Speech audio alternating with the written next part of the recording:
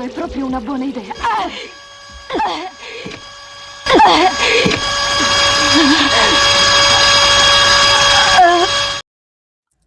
Yeah.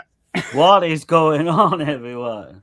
What is happening, man? We had some major fuck up complications. Fucking StreamYard for you, I think.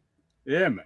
Yeah. But we're here now, thank God. And I don't even know like how many links. Like, there's probably a shit ton of links on the YouTube channel. You know, like right. I people did are look. trying to figure out which one to get to. You know. Yeah. I did look like when you were redoing it. I did look, and it was coming up fine on mine, but okay, I don't know. There's only 2 now. Is there 2 now? I don't know. Okay. You have to let us know in the chat if it's coming through okay. But tonight, man, we're gonna cover some Renato Polselli and Polselli. I mean, man, pretty underrated Italian, like surreal, like started out like neo surrealism type of films, post World War II kind of shit. He really liked working with non-actors so he could fully direct them. And he's I guess like a lot of people would call him like a journeyman director. I think, and I know you feel the same. He's a little bit more than that. I do think he's not as good as like the Argentos or the Fulcis, but he's kind of in the middle tier. He's by no means like a fucking Bruno Mattei or Picasso or something like that, you know. The thing I like about him the most, though, is like his originality. He's definitely got his own style. Yeah, you can tell his film from, like, if you watch Jess Franco, Jean Rollin, and Polselli, I could be able to tell his. Yeah. I just watching these 3 films alone, I can tell a Polselli film, and like this is going to be a fun one anyway because all 3 of these are fucking crazy as shit, man. Yeah, they're kind of different though. Like, so you got Delirium. Delirio Caldi, right? Caldo. It's like, I'd say, a more formidable giallo. I would say so. Yeah, but it's very like, I mean, you find out who the killer is right away, but you don't know the motive. So it's one of them kind of giallo. Right. And then the second film, Black Magic Rites. So here's Delirium. That's the first one. That great edition. That Vinegar Syndrome put out. Troy and Eugenio's on here. Commentary track's great. Eugenio did the special features as well. I don't know how much of it. We could show that, I guess. You know, it ain't that bad. Yeah, fine. But it's a great edition, man. If you don't have that, if you can get a hold of it, I learned a lot off of that. Just all that shit. He's got a great interview with his daughter. Yeah, I didn't get to that one, but yeah, it's like 36 minutes, man. And it's great to hear from her because shit, I mean, she's really explaining some stuff. We'll get into it, but then the second one is Indicator put this out, I think, a year ago. Has it been a year? Wow. Yeah, Black Magic Rites, man. Or we could call it Reincarnation of Isabel. Reincarnation of Isabel, or Rites, or Black Magic and Secret Orgies in the 14th Century. Okay, let's go with the last one. No, I'm joking, man. That's a bit of a mouthful, man, isn't it? It's a great addition too. We got Kim Newman commentary on here. Who's on there with him, man? I hate that when I should have. David Flint is on there. Oh, I've viewed of it. I've viewed his commentaries before. That's a great commentary too, man. They're having fun with that one. And then it's got I might be mixing them up. Ernesto Gastaldi interview on here on the Delirium. That's on Delirium. But it's got that one you've got there now, Black Rites, is got like a Stephen Thrower interview. Stephen Thrower, 39-minute, like almost 39-minute. Yeah, that's what I'm interested in. It's pretty damn good, man. So, and I mean, Indicator, they do a jam up job, dude. They really do. They hook it up. That's the limited edition, isn't it? Yeah. You know, is that the 4K or the Blu-ray? This is the 4K. Okay, because I'm probably gonna get the Blu-ray of it. So there's the man right there, Renato Polselli. So Yeah. Some would say he was like avant-garde style too, you know.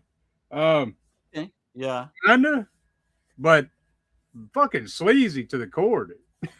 Holy shit! Oh yeah, lots of sado fucking masochistic scenes in all his films I've heard, and There's not like a straightforward storyline though, and you know me, I'm a big fan of those kind of films, man. Like it's not spoon feeding you the narrative. You know what I'm saying? Like no, all three of these don't right. do that at all, man. Yeah. He was like Polselli was one of the first directors to do a proto giallo film. Right. And I think it was called Delito al Luna Park in 1952. It's a lost And film. I've tried my hardest to get it online and shit. And no, it's a lost film. So oh, okay, that makes sense then. Yeah, no, you're not gonna find that one, man. Oh, that pisses me off, man. Yeah, but like I said, he started out as a writer to begin with, and then he got into neo-realist type of films, post-World War II films. He had in 1951. That's just like his first film, Ultimo Perdona. It's I think it's more it's that style of film though. Like it's after the World War II. The city's in ruins. He's using non-actors in these films. Yeah. So a lot of that kind of like I guess drama, heavy drama, post-war shit. Then you get into the one you mentioned, 1952's Delito al Luna Park, and he himself considered that a giallo, but we'll never know. We'll never be able to find out. I know it bums me out, man, because the proper kind of proto giallo film, I've heard so much about that. Right. Wasn't he a writer? When you said he was a writer as well, he was writing giallo crime novels. You know, the yellow paperbacks. Yep. I didn't dig into that too much of it, but he grew up in Lazio, in the Lazio region, central Italy, so rural.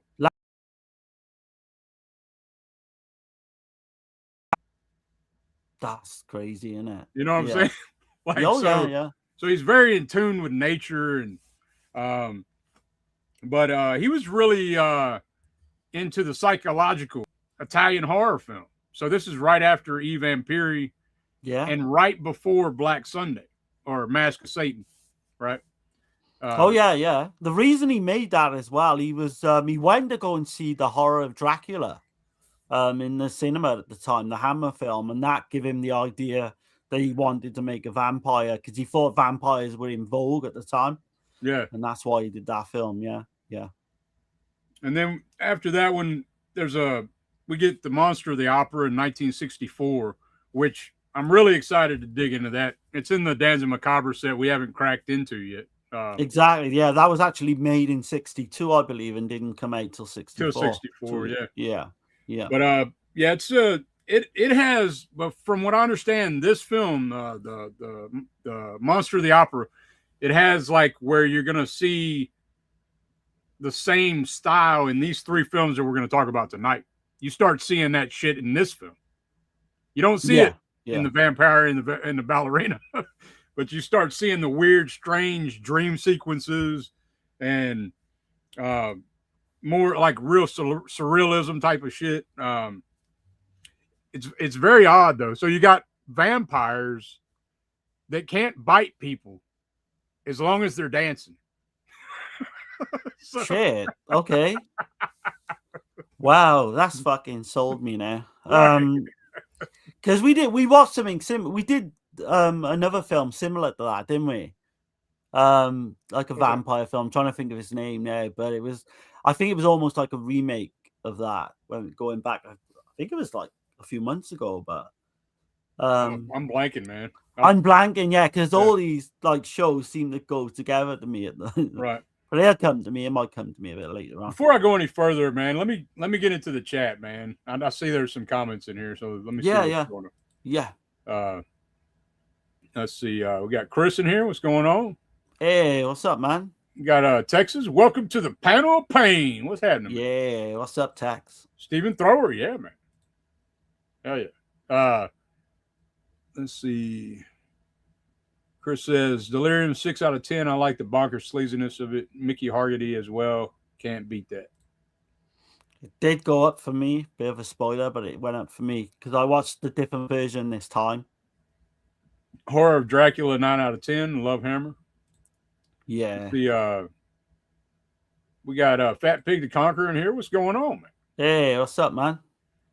Says okay, they're talking. About to crack a Miller. Getting Miller time with it. Okay. Nice. Right. So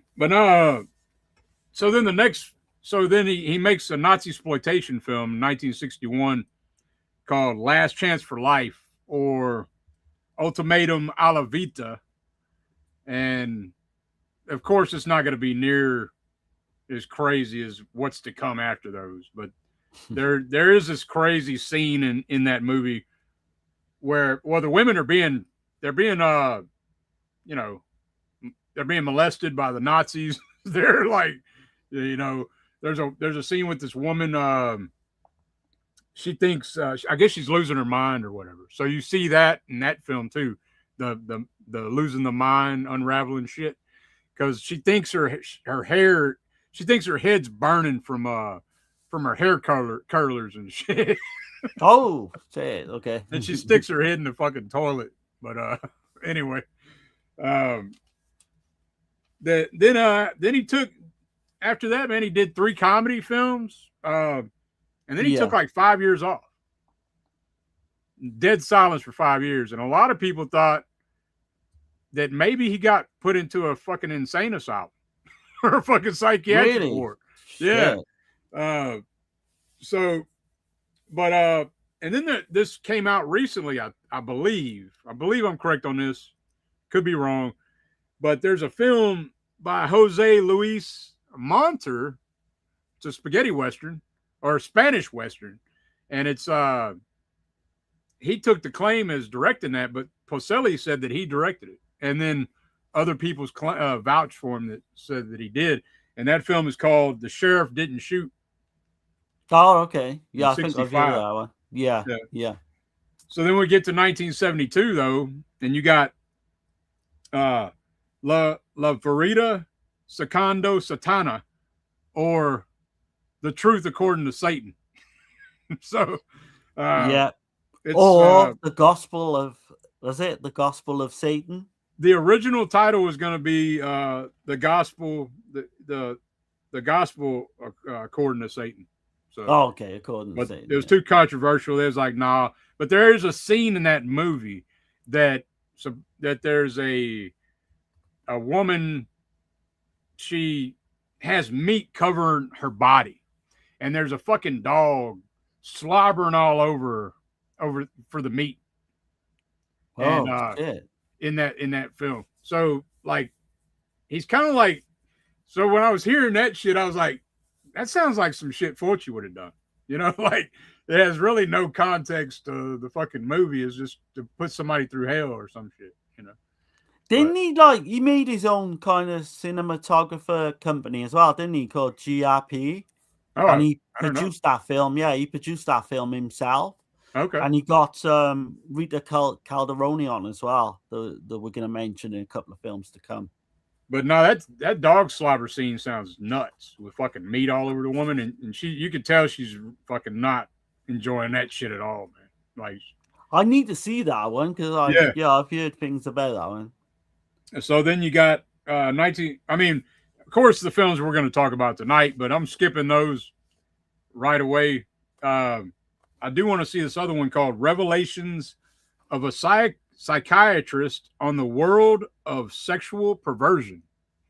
Okay, nice. Oh man, yeah, it's very bizarre. This dude is pretty strange, man.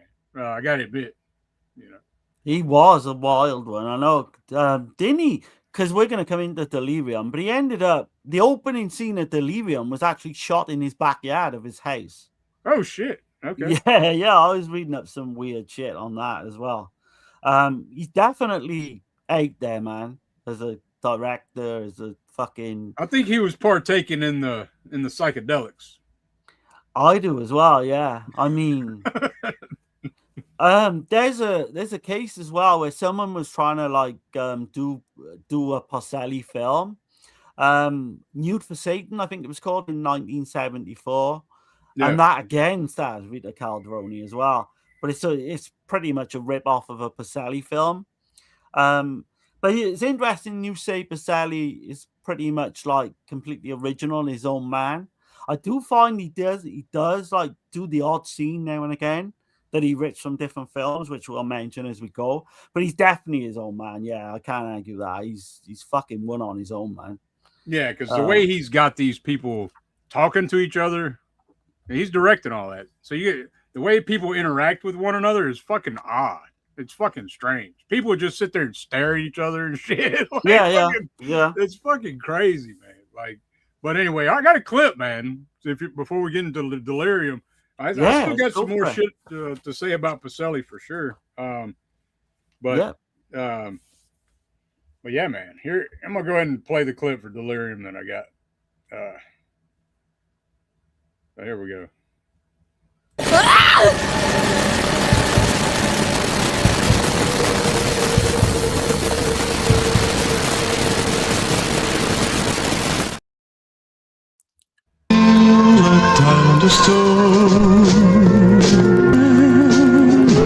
From his own destiny.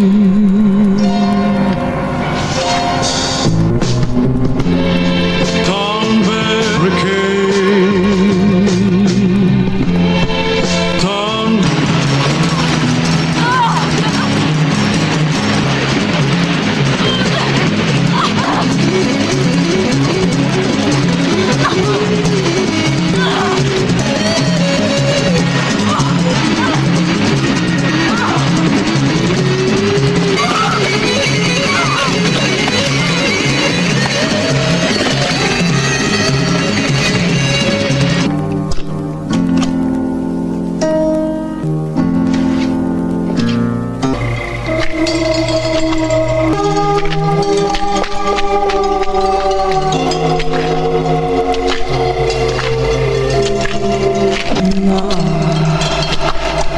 La zona non la conosco bene, ma è sulla via del lago. Chiamatela sta sulla via del lago.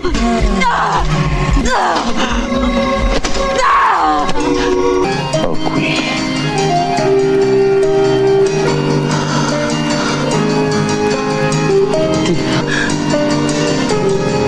Forse qui.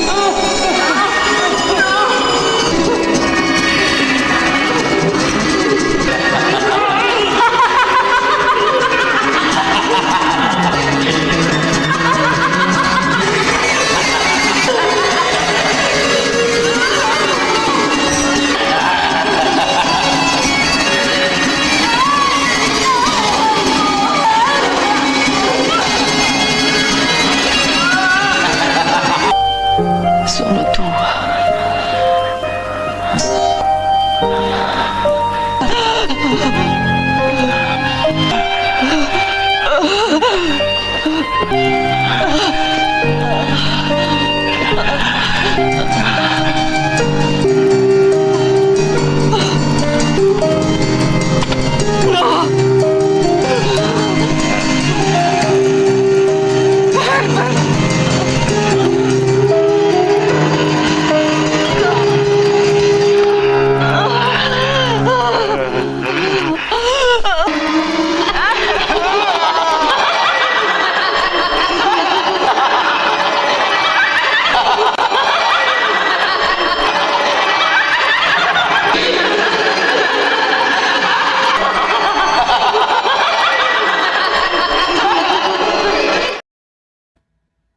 All right.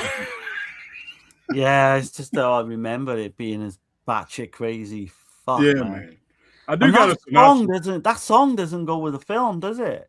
No, that The fucking man singing in the background. it sounds like something like from the 50s. Yeah, right? it just Yeah. does not go with like Sound a like something you'd hear in like an old psychotic. 50s diner or some shit, you know. Yeah. But so I got a synopsis for this film. So a criminal psychologist, forensic doctor, Herbert Lutake, helps police profile the killer of a series of brutal murders of young women during the day, while at night he himself is a psychotic, impotent, sadistic moonlight sex killer. We learn early who the killer is, but we journey through this LSD ride to figure out the why. How fucking stupid are the police in this as well? All the way through. It's It right reminds under me their of fucking Manhunter, noses, man. He's don't it? telling them he's the killer, pretty much. Not Manhunter. It reminds me of Red Dragon. Oh yeah. In that, I in can that see a little bit. regard, like, you know. Yeah. It's yeah, this is one on its own, man. I know we covered this before, so we're gonna try and like bring something new to this kind of review. Yeah. The cast alone, obviously, you got Mickey Haggerty plays Herbert. I think it's Luatak, is how you pronounce it. Luatak. I just say Luatak, whatever. I don't know. He fell into acting apparently by complete chance. He was married to Jane Mansfield, and then he kind of, you can tell he's not a proper actor. I don't think, or he shouldn't have been a proper actor. But Polselli liked that. He liked how fucking odd and like how awkward he was. He liked the awkwardness of that actor, and he sent his ass over the top constantly. Oh yeah, it does actually work for this film. Yeah. Of a kind of wooden, and it's weird because he's got like there's two versions of this film. There's an American version as well, and there's a narration, right? So he's this kind of mad killer fucking psychopath, but in the narration he overdoes on certain scenes. He's this kind of like laid back fucking voice. Like, it's weird, man. It just does not go together. See, I haven't seen the English version, so I can tell you it's pretty much just Italian, so a different beginning, a different end. Yeah. They do imply something towards the end completely different to the Italian. Yeah. And some of the like scenes, the more violent scenes, a little bit different. Not much. There's not much. I think it had 15 minutes cut, right? The American English. I think it's like about 15 minutes. Yeah, that's a lot. Holy shit. You've got Rita Calderoni plays Marcia, and that's his wife. And weirdly enough, in the next film, she plays his daughter. Yeah, stepdaughter. Yeah, stepdaughter. Stepdaughter, yeah. But people will know her from A Quiet Place in the Country, Elio Petri, The Awful Story of the Nun of Monza, which I need to see. She was in Nude for Satan, which we've mentioned a little bit earlier. Of course, Reincarnation of Isabel is probably her best film, I would say, from what I've seen so far. There is an actress I want to mention as well called Krista Barrymore. She was in this, and she's in The Reincarnation of Isabel as well. Man, she is fucking beautiful. She is such a nice looking like actress, man. I was like gobsmacked when she. Which one is she? So in this one, she plays Joaquin. I don't know how you pronounce the name. I think it's like Joaquin. But in Isabel, she plays. She's like one of the girls in the castle. I'll mention it as we go along, but she's quite instrumental, like, because she turns up at the window at one point as well, because the one girl thinks it's a ghost. But we'll come into that when. Was that was she in the clip that I just showed, or no? I'm not sure. I'd have to go back. I don't think so. Not the blonde? No, she's not the blonde. She's the dark-headed one. Okay, the one that's playing with herself. Yeah, I think that's her. Yeah. Because there's Bonita as well in there. Kissing her own damn shoulder and shit. Now, we see that in a couple of in two of these films. That shit starts happening. Somebody starts kissing their own fucking shoulder and shit. Like, the fuck? The cast of this, though, is pretty much, there's a lot of the cast in the Reincarnation of Isabel as well. Yeah. In terms of all the people behind the camera, too. The music and all that. Exactly. Oh, yeah. Yeah. I heard Troy saying on the with Eugenio, talking about one of the characters, one of the guys in here looks like Donald Pleasance. Oh man, so there's a You know which one Donald I'm talking about? Pleasance fucking lookalike. Yeah. Yeah, he's in this and he's in the next one. But he's in the opening scene, funny enough, for this. But he was Donald Pleasance before fucking Donald Pleasance, like, because he's got the stare. I think I mentioned this in the last. He looks a time lot we did like this him. film, He but does, man. Yeah. it's his double, man. He fucking acts like him when he's like when he's like kind of in his late, in the Halloween films and shit.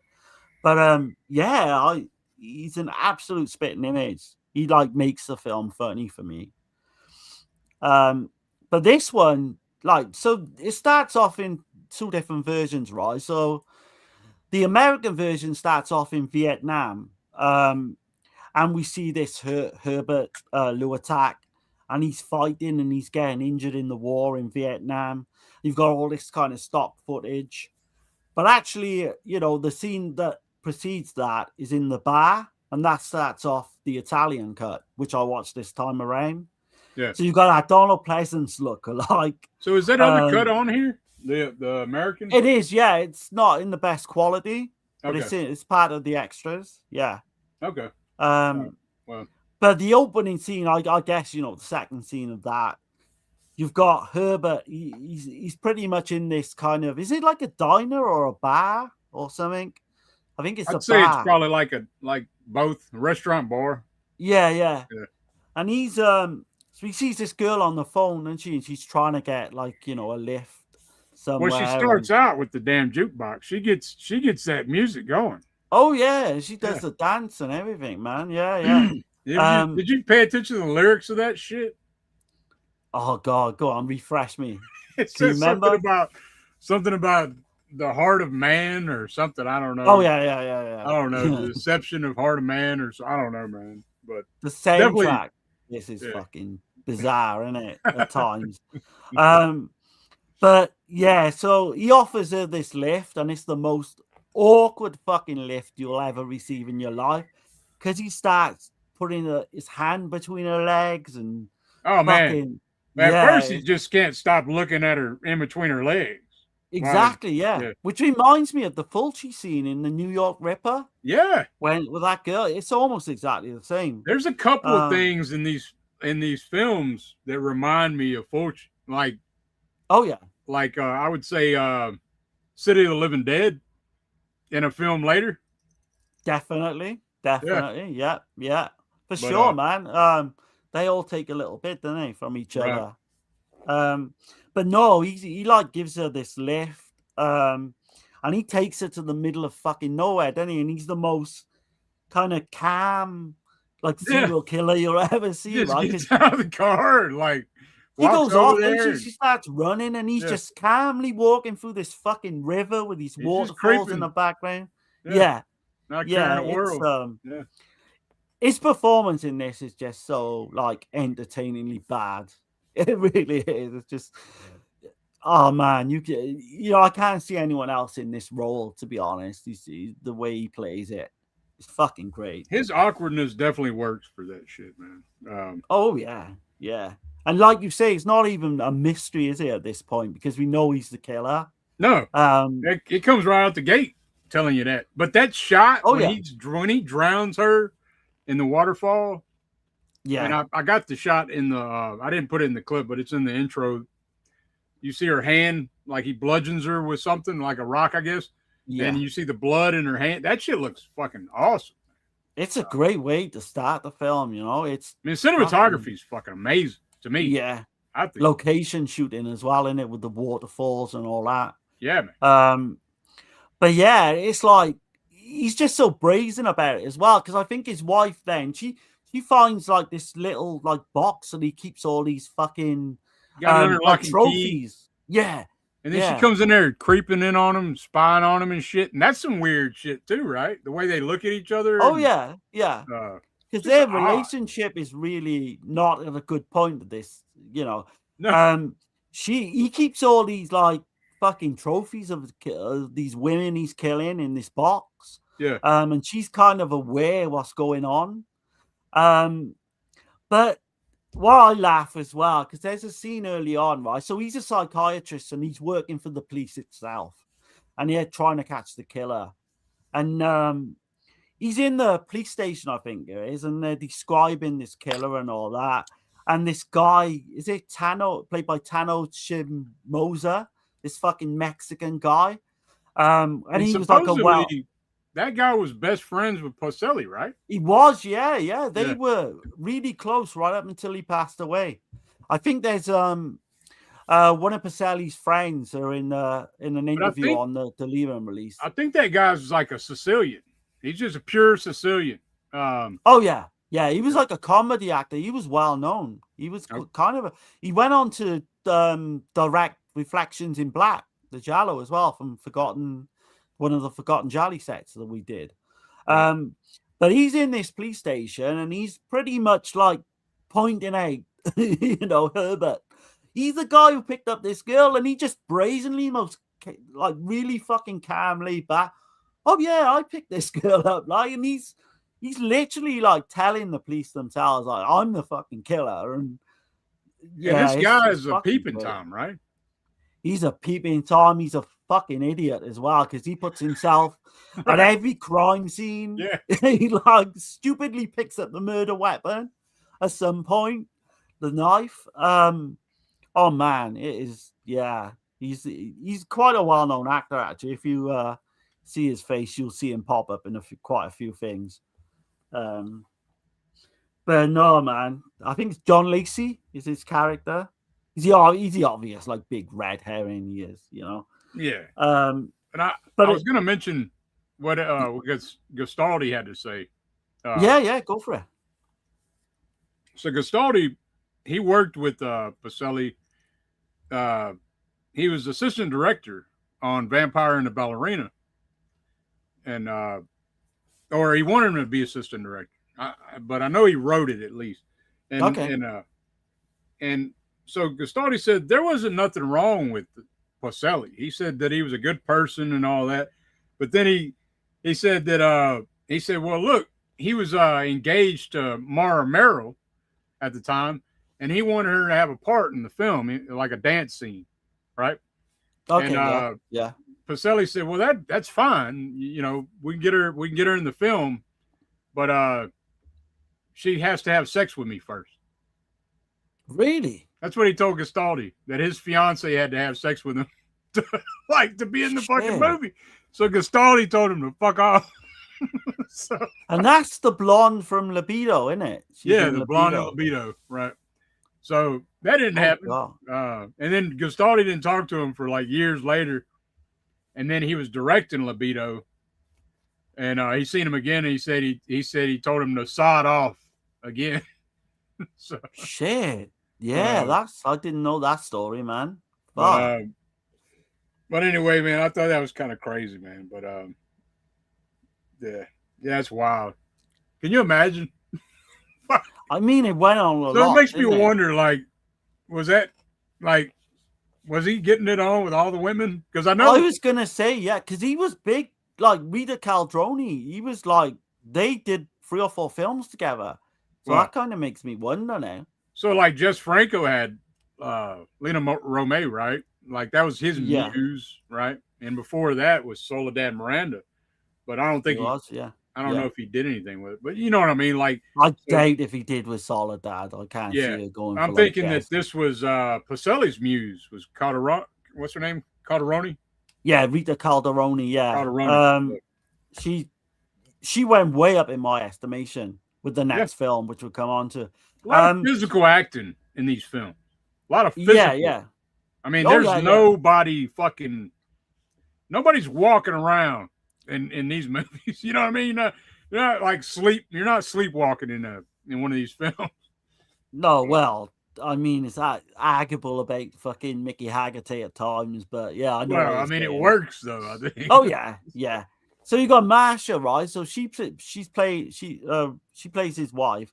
And she's having these weird fucking dreams involving her husband and fucking pretty much with these 3 girls at a time. And man, and their relationship is so strange. He kind of wants to strangle her at one point. when they're in Well- bed together, and Well, we find out he's impotent. yeah, and they haven't consummated their marriage as well, Right. which is So really strange. he's getting he can't do nothing sexually, so he's like super sexually frustrated. And yeah, so the only way he can get satisfaction is through brutality, pretty much, like sadism type shit, you know. right, yeah. I mean, they because in the film as well, they're coming up to like a year anniversary of their wedding. Yeah. And he gives her this fucking wedding anniversary note, and it is fucking brutal, man. So he tells her, like, obviously he tells her he's impotent, he's sick, he doesn't want to hurt her, and by the way, they got to separate. And despite knowing all this, and pretty much like knowing that he's the killer at this point, or suspecting him of being the killer, she still wants to stay with him. She's like, "Oh no, that's okay. I'll do what it takes to stay with you." It's odd, right? It's almost like he's got her fucking odd. hypnotized. Like, Oh yeah, it's like she's in a fucking trance that she can't snap out of or something, you know? yeah. Like, yeah, and I mean, love does stupid things to people, doesn't it? But Right. this is like almost like worshiping the guy. Because she's like, "I'm yours," and then he breaks out this. It looks like a fucking telescope, but it's got like fucking some kind of scratch shit on it where he's scratching the shit out of her back. Like, It's fucking some weird kind of contraption that, he pretty much like rapes her with it as well and beats her. yeah, It is, it's fucking crazy. This film is, like, it's not your typical giallo by a long way. It's like no man, really sleazy. it definitely sets itself apart, I would say. Oh yeah. Can you think of another one similar to it? No, I'd be hard pressed to like. I mean, his facial expressions, man, when he's down in that fucking dungeon shit. Like, oh yeah. Fuck me, man. And just to show you how dumb the storyline is in this, but when I say that, I love it. But he predicts to the police, right, when the killer's gonna strike next. And they're so fucking stupid. They set up this decoy woman, and well, I actually will say, you know, I can go as far as to say it's not Herbert who does this kill, right. but I won't say who it is. But then the killer strikes again and fucking kills this other woman in the park, just to create confusion. I guess I'll just say that. I won't give away anything else. But yeah, they're just so stupid under their noses again. Like there's another murder. Yeah, there's some fucking weird shit in this as well, in it, with the bathtub scene as well. With that one woman. Is that? Oh man, Is this the movie where it's? Ain't there another? Because I might be mixing the film. yeah, there's two bathroom scenes in two of these Okay. films.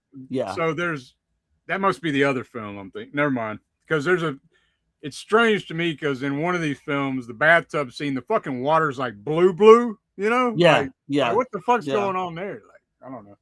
But oh yeah, I mean, you've got everything in this. You've got Masha. She's having this lesbian dream, which weirdly enough includes like Herbert's fucking nieces.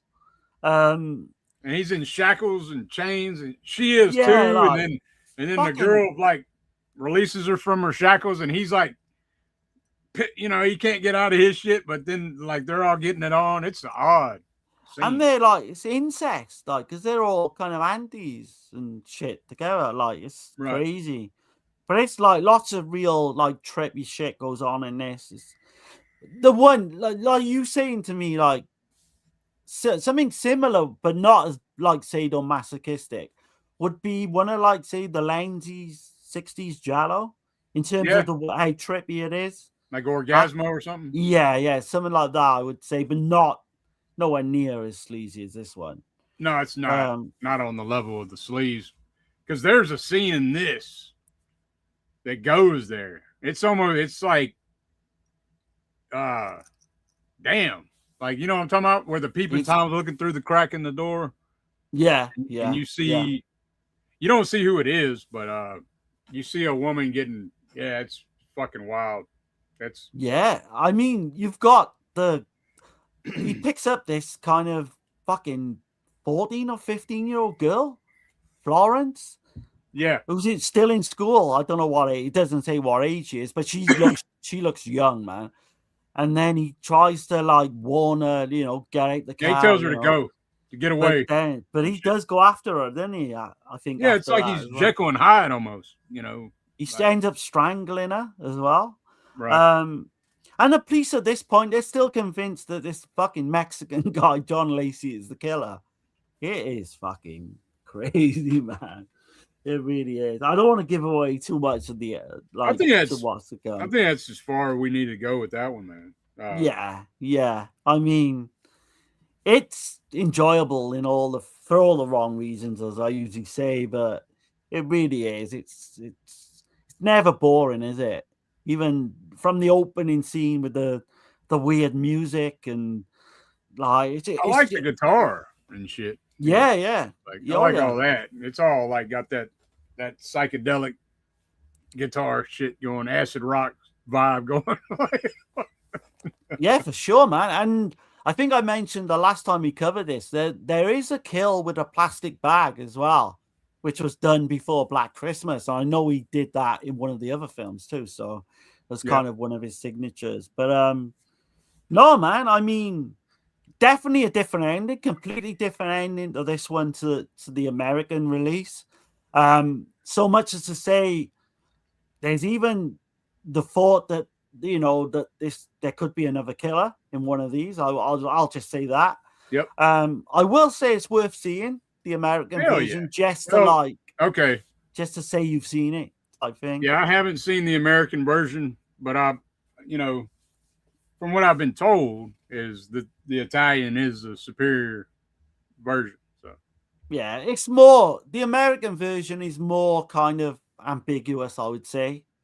This Italian version kind of gives you a conclusion, even though at the final shot it's still ambiguous, I guess. Yeah, there's still some stuff in the film that you're like, okay, is that symbolic for that? And you second guess yourself at the end, don't you? Because you don't know if what's been going on. But we don't know if the killer is this one person and maybe another person is operating as well. But no, I mean, this went up for me, definitely. This went up a good point for me just by watching the Italian version.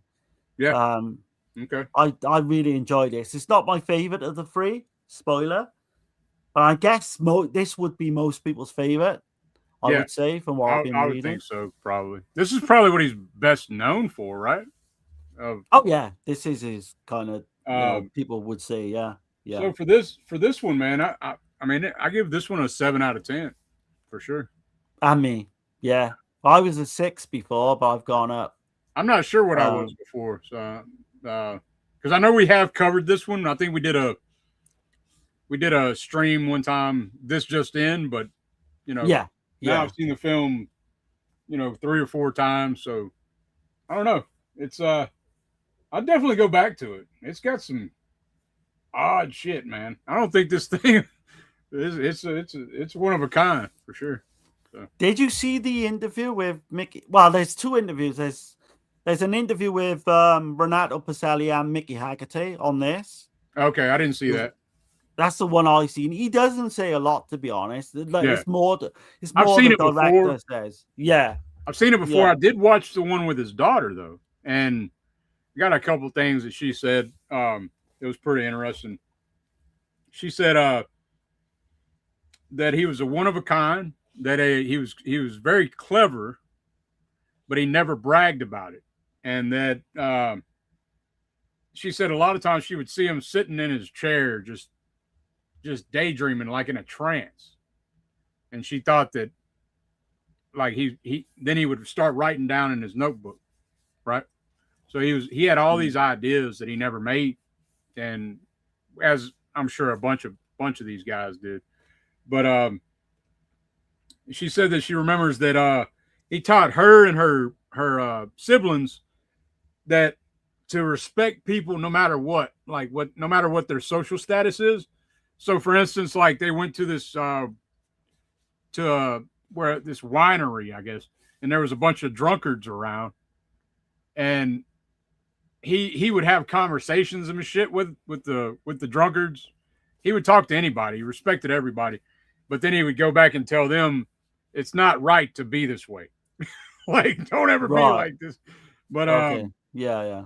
so I'm guessing, like, I mean, was he bedding all these women that are in his films? I mean, holy shit, man. I mean, it does give Beggar the question, like, whether Yeah. that was going on. Yeah. In terms of, like, Rita Caladroni, I know that Mickey Haggerty was saying he thought she would have gone on to done bigger and better things. Yeah. He thought she was a great talent. She was very professional. But yeah, so he was looking for an actress to do the Truth According to Satan, and but what Polselli wanted, he wanted someone who had no inhibitions, could take off their clothes, but still had this kind of refined, dignified look to them, and that is her. That's the way she is. She's got this classiness about her, hasn't she? Yeah. Just the look about her, you know.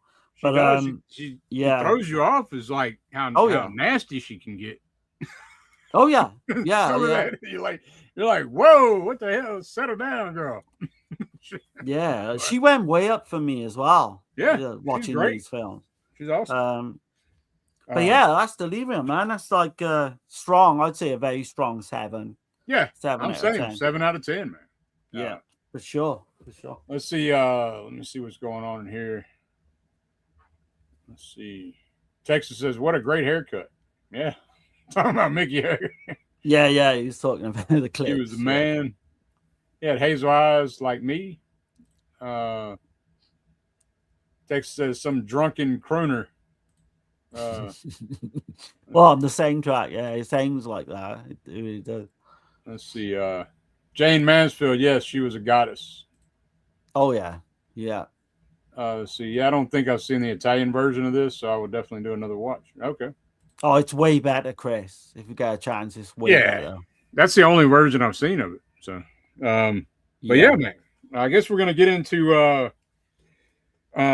black magic and secret orgies into the 14th century. And Dirk's gonna keep that title up now all the way through. Yeah, man, I love that title. That's the one it should have been. But there was one that Rites seemed like that would have been a good title. Just Rites, right? But yeah, I like Reincarnation of Isabel. I do. I think that's perfect, man. Black Magic Rites is cool too. You know. Yeah, it is. Yeah. But here's a clip, man. This one, I'm kind of discouraged because I couldn't do what I usually do. So I had to get the clips somewhere else. I was trying to get them off this actual release, but I couldn't do it. But anyway, there we go.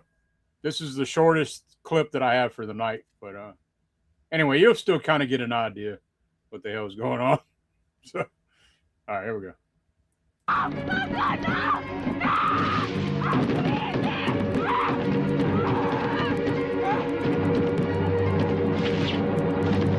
Fine tra il noto e l'ignoto è sottilissimo, dottor Richard. Ho buttato tutta la vita per capirlo. Nessuno di attimo che ce lo fa vedere reale. Etas bios thanatos.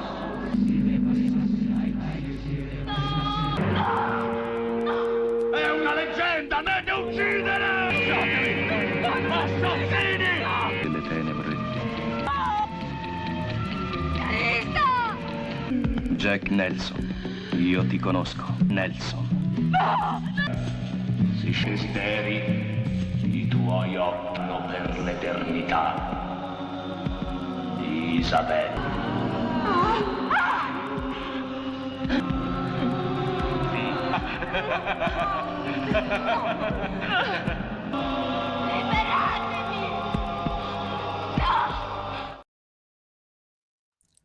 Yeah, there was a lot more I wanted to add, but damn, man, I was discouraged because there's one clip, there's several things. I mean, this is a visual hallucination from fucking hell. You know, this fucking movie is like, but there's one in particular where the dude like does the shit with the candle, where he puts the candle out with his fingers and shit. That shit's crazy looking. Like there's a bunch of weird shit going on.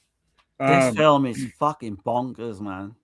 I do got a synopsis before we get into it. Yeah. So, a witch is burned, tortured. A witch is burned, tortured first, and stripped naked, while a mob hold back her frantic lover, who vows her return. Then, in the present day, Jack Nelson and his stepdaughter, Lorraine, settle in their newly inherited castle, unaware there's a black magic cult of vampires tripping balls, sacrificing virgins, and feeding Isabel hearts and eyes of these young women, so she can fully be resurrected to be impregnated by the Prince of Darkness to fully unleash her dark powers upon the world. And Dracula is hard at work. Oh yes, definitely a King Dracula film. So that was my fucking interpretation of the fucking movie. Man, this film is just fucking completely doesn't make a lick of sense at all.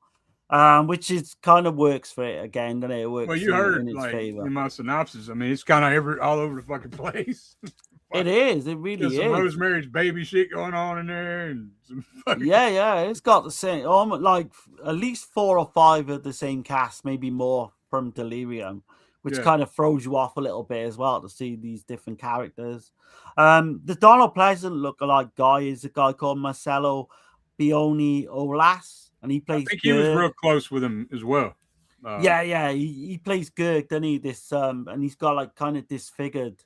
In this film, he kind of reminds me of what would be the character in like in the Frankenstein film, Igor. Okay, yeah.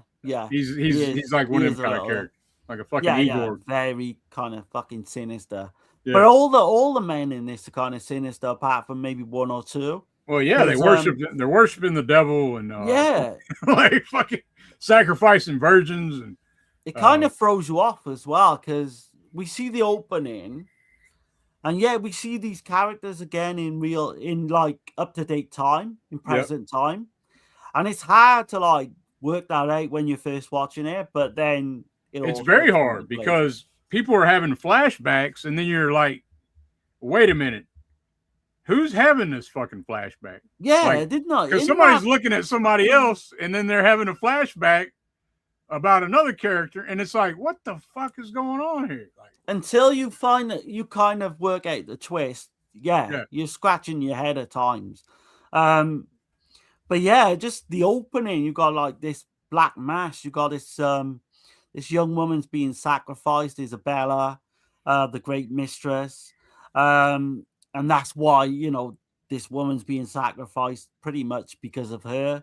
That definitely reminds me of I gotta say, it reminds me of Black Sunday, Mask of Satan. Yeah, definitely. They're kind of awaiting the 25th moon, and when that comes, apparently, you got to sacrifice all virgins. The Prince of Darkness, will come, and so he can impregnate Isabel. Exactly. Yeah, I mean the visuals in that opening, the colors pop, don't they? They do. They really do. It looks amazing. It reminds me of Mario Bava, like again, like Blood and Black Lace in particular, I would say. Some of the colors in this one, like, or I'd say Black Sabbath as well, like the Black Sabbath for sure. Yeah, you know, what do you call it? Water. What is it? The drop of water. Drop of water. Damn. Yeah. Blanking. But no, the early scene is you get this girl being sacrificed, and then she gets her heart ripped out of her body. I mean, they all start drinking the blood, and what's kind of funny. Was it Lewis? H.G. Lewis? Oh, Blood Feast and things like that. Yeah. Maybe not.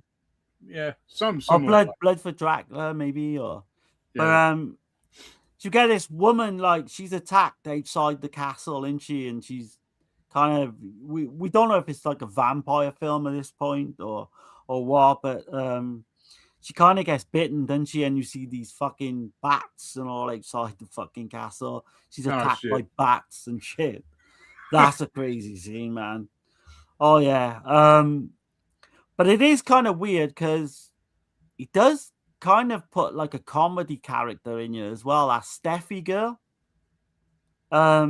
She pretends to be attacked at one point early on, doesn't she?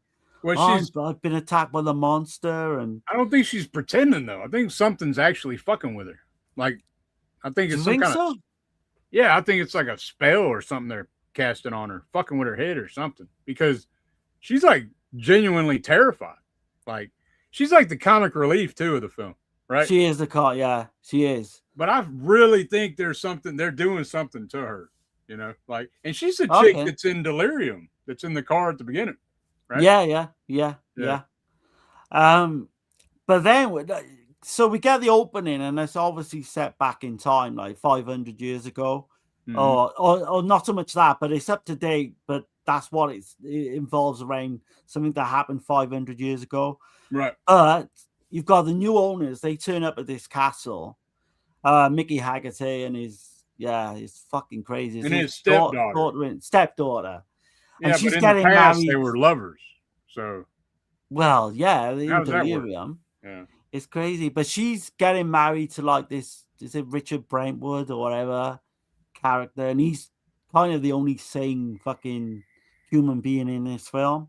Right. But what's going on is, you know, she throws this big, huge kind of party where she's getting married and that, and she invites all her friends and all these young, you know, good-looking young women turn up, and they all start literally, essentially getting bumped off one by one. It's got kind of a giallo vibe in that kind of sense. It does. But it's not really, because it's a fucking vampire film. It's a satanic. Gothic, satanic. It's fucking gothic, satanic, LSD driven fucking madness. Fucking yeah. The cinematographer, I was gonna mention him. I didn't mention him in the last, so go for it, man. Are you good? Ugo Bernelli. So I'm not sure which information is accurate. It said 38. He had 38 credits or 24 credits, film credits. So either or, that's, you know, but his style has been considered like avant-garde, but then you can like say psychedelic sleaze mixed with that shit. Yeah. With vivid colors, very hallucinatory, stark contrast, making things look dreamlike with very little money. You know, like, I think he ups the films, like with his cinematography, man. Because this film in particular, Polselli wrote it, directed it, and edited it himself. He did, yeah. He had his company, didn't he, by this time? Right. So it's very like visual storytelling. I mean, not taking anything from Polselli, but the cinematography is fucking amazing. There's some, and this castle is. Did you get the background on that? This has been in a lot of films, is what I was getting at. I'm blanking, man. I meant to write that down. I might have it in my notes. We'll get to it if I got it. Okay. But this castle's been in a lot of shit, man. It looks amazing, doesn't it? Like you're on about the cinematography. Yeah. This castle is like, how can I set it up? It's got all these like mountains in the background with snow. It looks like the Alps. I don't think it is, but it looks like the Alps to me. The Italian Alps or the French Alps. But no, it looks amazing. I will say that. It looks $1 million. I think this had a kind of a decent budget, this in Delirium. I think Mania is the one that was done on a shoestring, pretty much. Right. These didn't have as much as other people were getting, though. You know what I mean? Like, yeah. This did flop as well, surprisingly. This came and went really quickly in the box office. A lot of spinning, like with the cinematography, though. A lot of spinning cameras, flipping cameras, fucking going through water jars. He's like there's like these water jars and he's flipping it upside down. It's very disorienting when you're watching that shit. Like It is, yeah. You strobe notice as lights well. and shit. Fucking, like Yeah. disco fever, motherfucker. You know what I mean?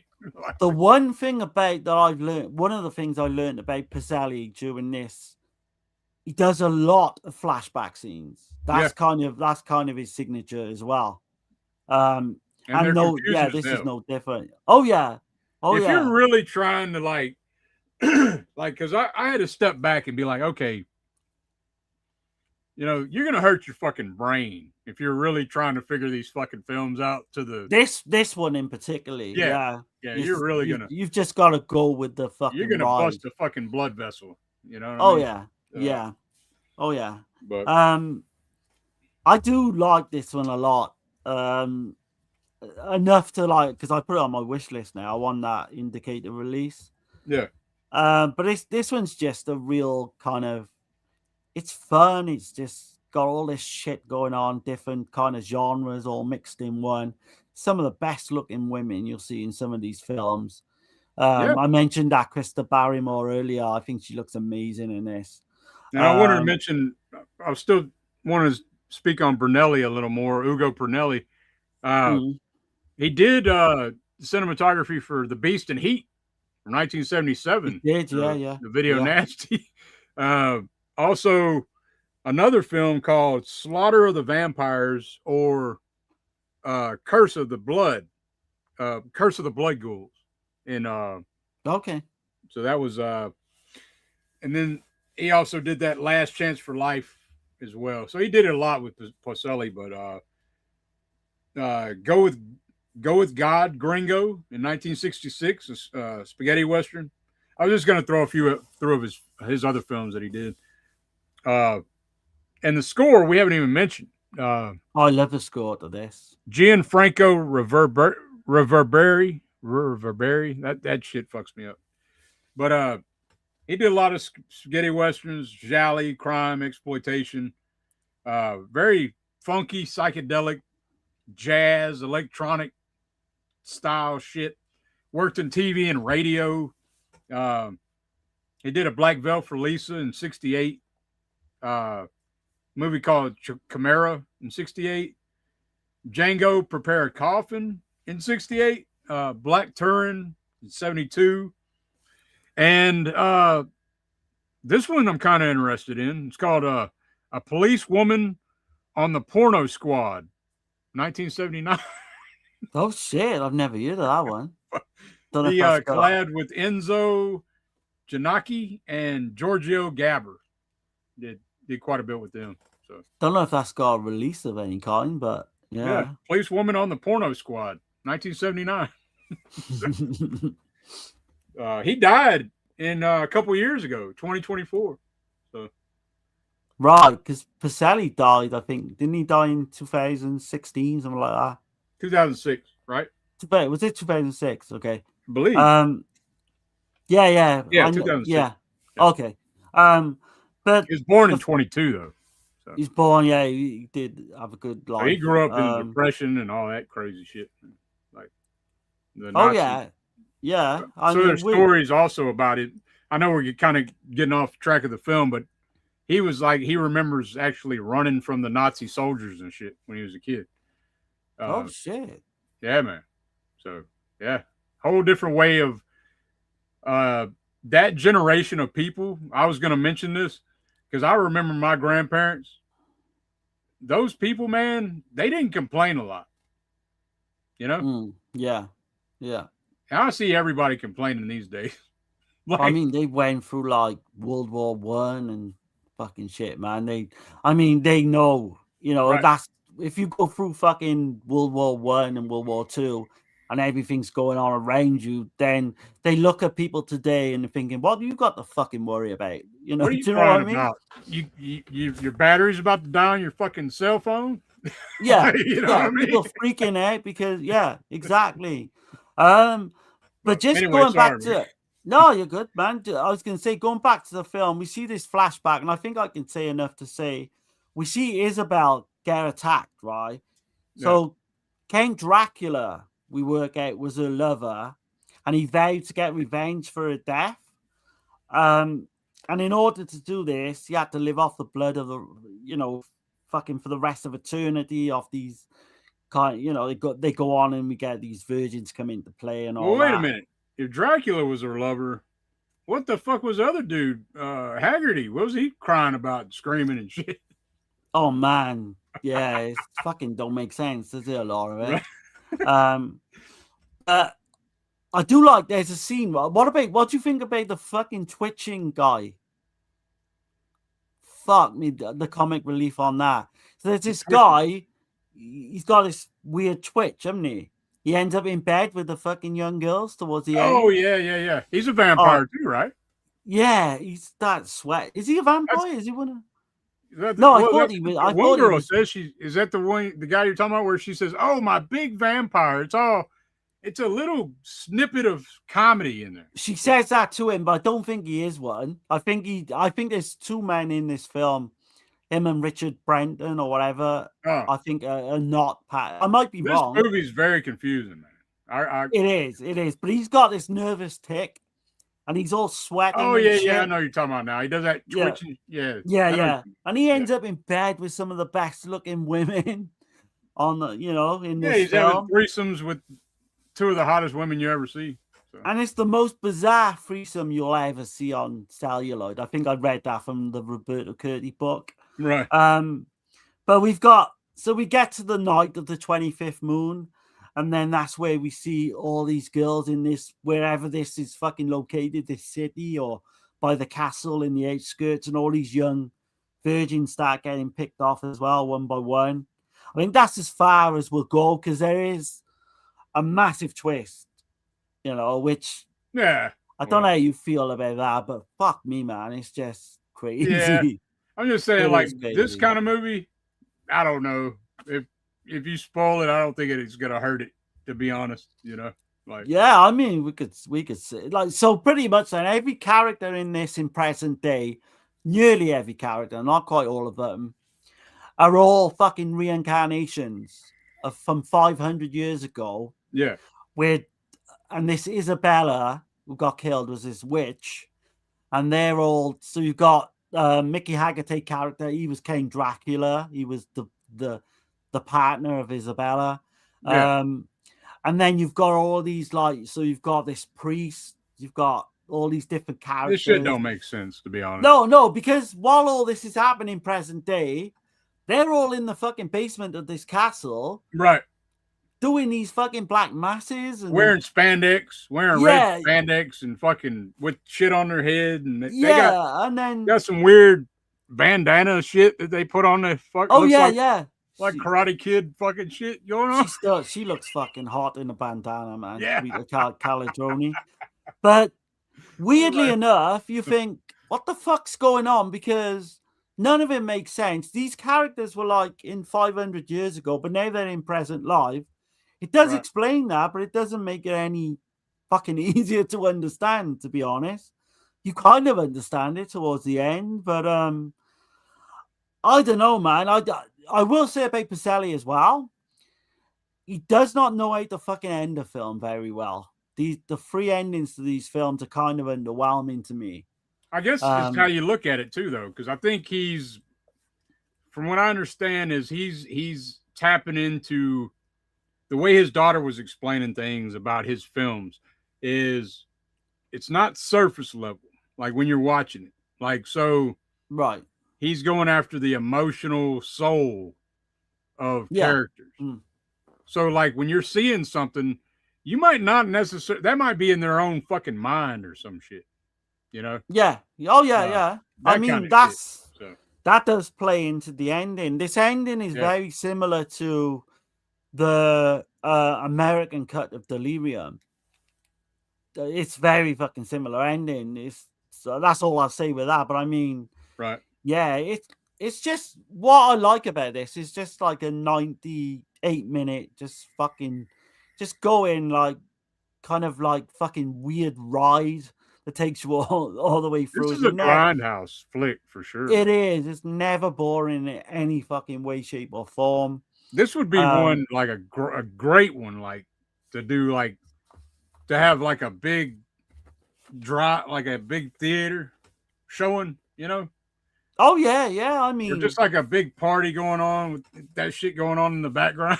Like you don't yeah, you yeah. don't really have to pay attention to storyline to watch that film, you know? I wouldn't say. This would play well, I would say, with something like All the Colors of the Dark. Yeah. You know, maybe do a double feature. But Renato Polselli, so his like pseudonym was like Ralph Brown. Ralph Brown.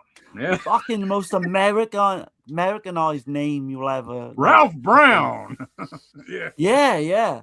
But going back to the the castle was filmed at Castle Piccolomini, Balsamrano, and it was filmed.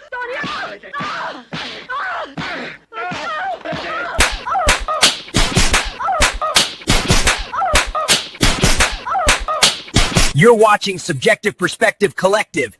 Hit that bitch and like and subscribe. Hit that bitch. Oh, yeah, this was done in Elias Film Studios in Rome as well. You know, some of the parts of it. Release date was 17th of January 1973. It was domestic gross was like 68 million lira, Oh, which didn't that's do not well. very good, right? No, it didn't do well. Yeah, that's not good. Yeah. But That no, was good, I but mean, it ain't. yeah, it is. Yeah, yeah. I think it was shot between December 71 through to January 72. But it was released 2 years after, 2 years later for some reason.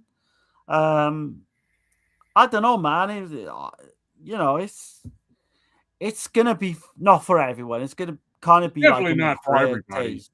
Yeah. Yeah, There's a lot of people, man. But if you like weird, fucking bizarre, and you like crazy Italian style visuals, like I think this is a must see for sure. I think so. I think any kind of, you know, if you're interested in Delirium or any kind of Polselli in general, if you like Jess you have to Franco, watch this. you can Yeah. watch any of these films. If you like Franco shit, if you like, I'd even say Gene Rollin. If you like Gene Rollin as well, man.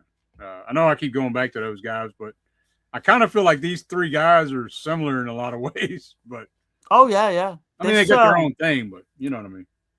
I think Calderoni said this was shot in like 5 or 6 weeks.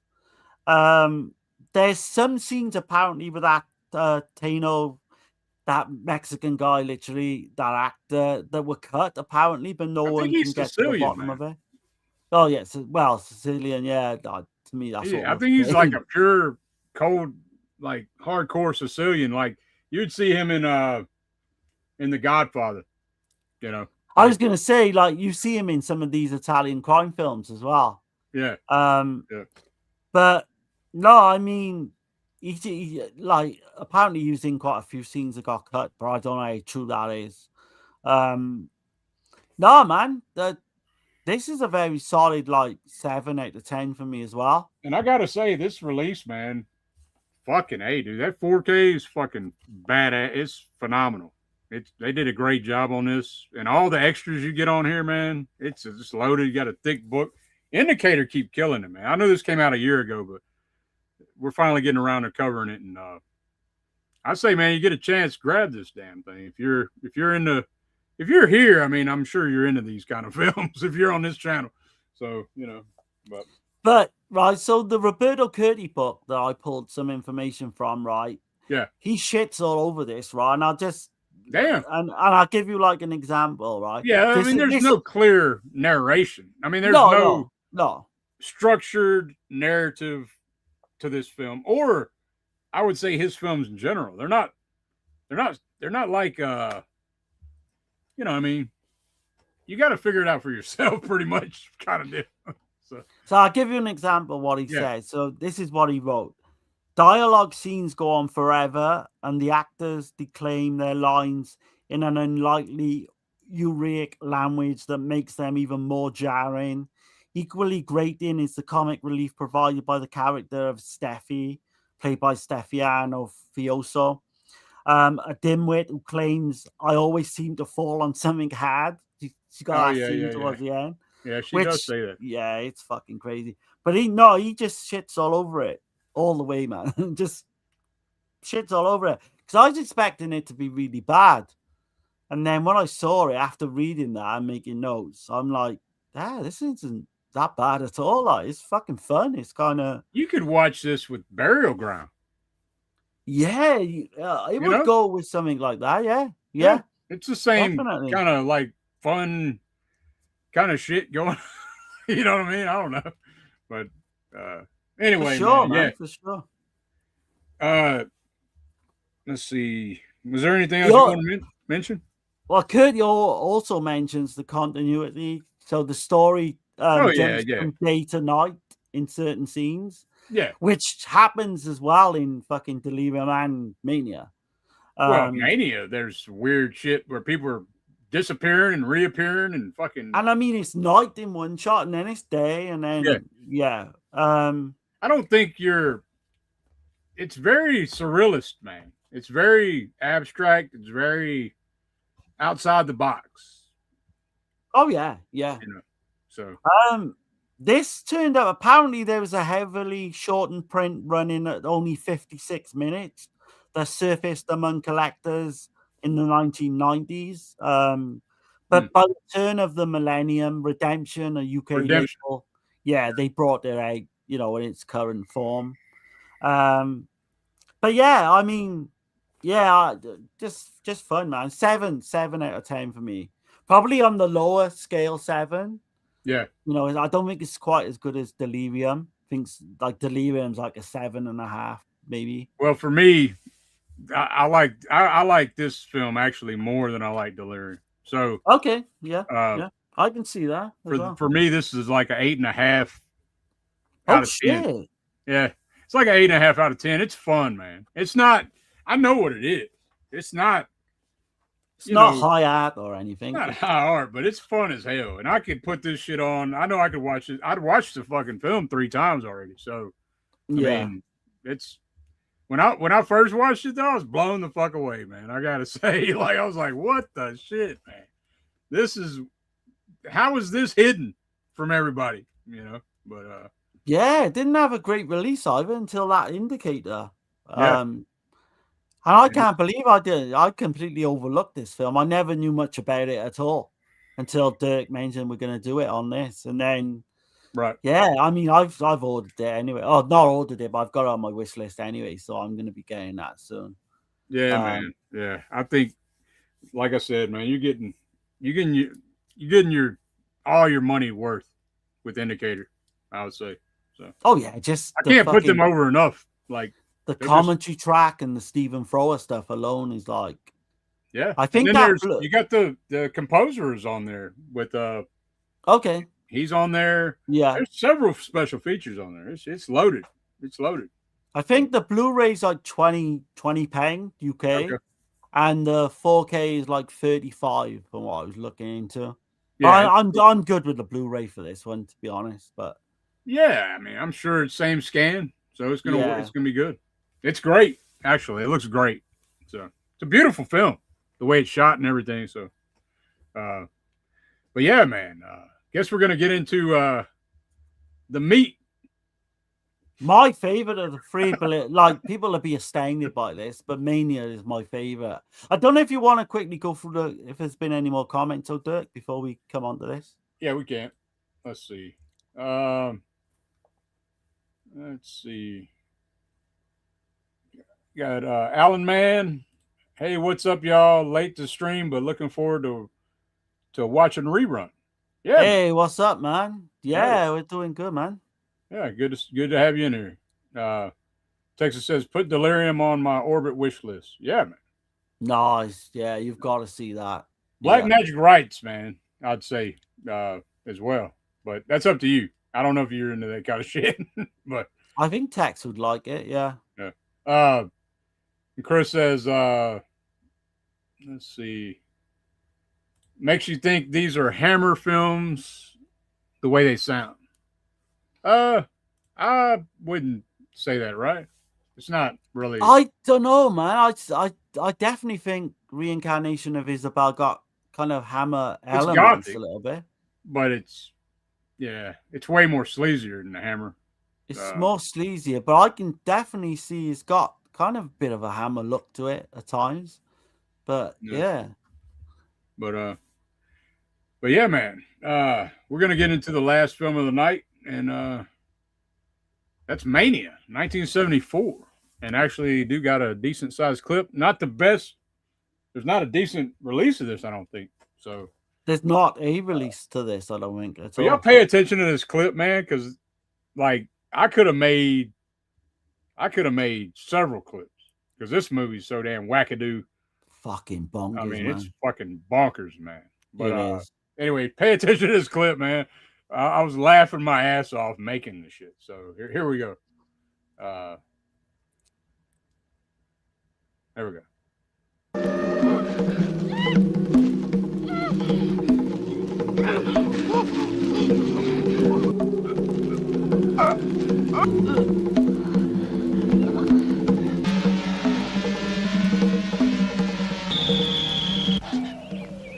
Attenta, Lisa!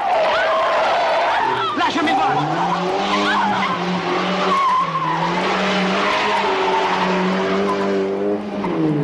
Frena! Vediamo che gli è successo.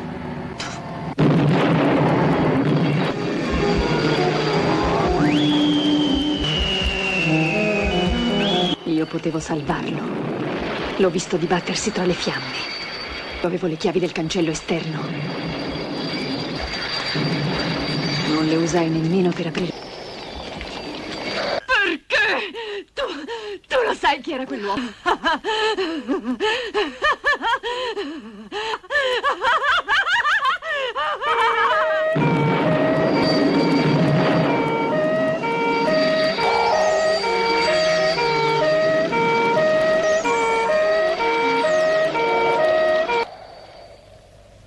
L'ha detto anche il dottore. Basta ritornare alla villa. Ma se mi si spezza il cervello? Signora. Le passerà, signora. Accendete la luce!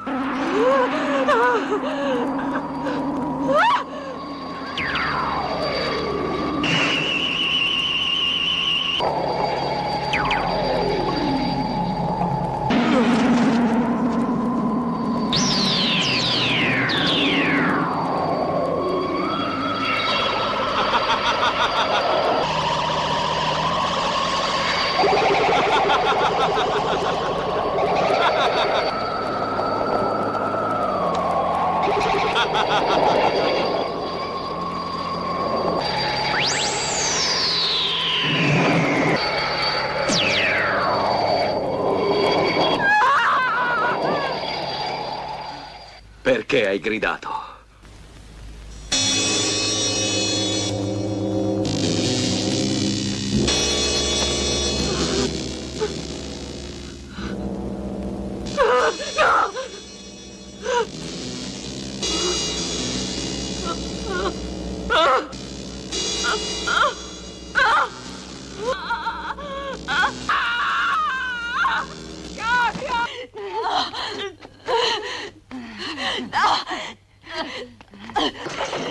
Ma perché? No! Apri! Apri o butto giù la porta! Non è vero quello che pensa lei! Katia, apri! I fucking love this film, man. You on mute, I think, Dirk. Okay. All right. I don't know why I did that, but whatever. I love this film, man. It's fucking so much fun. I was expecting something completely different as well. But yeah, can't wait to get into this one.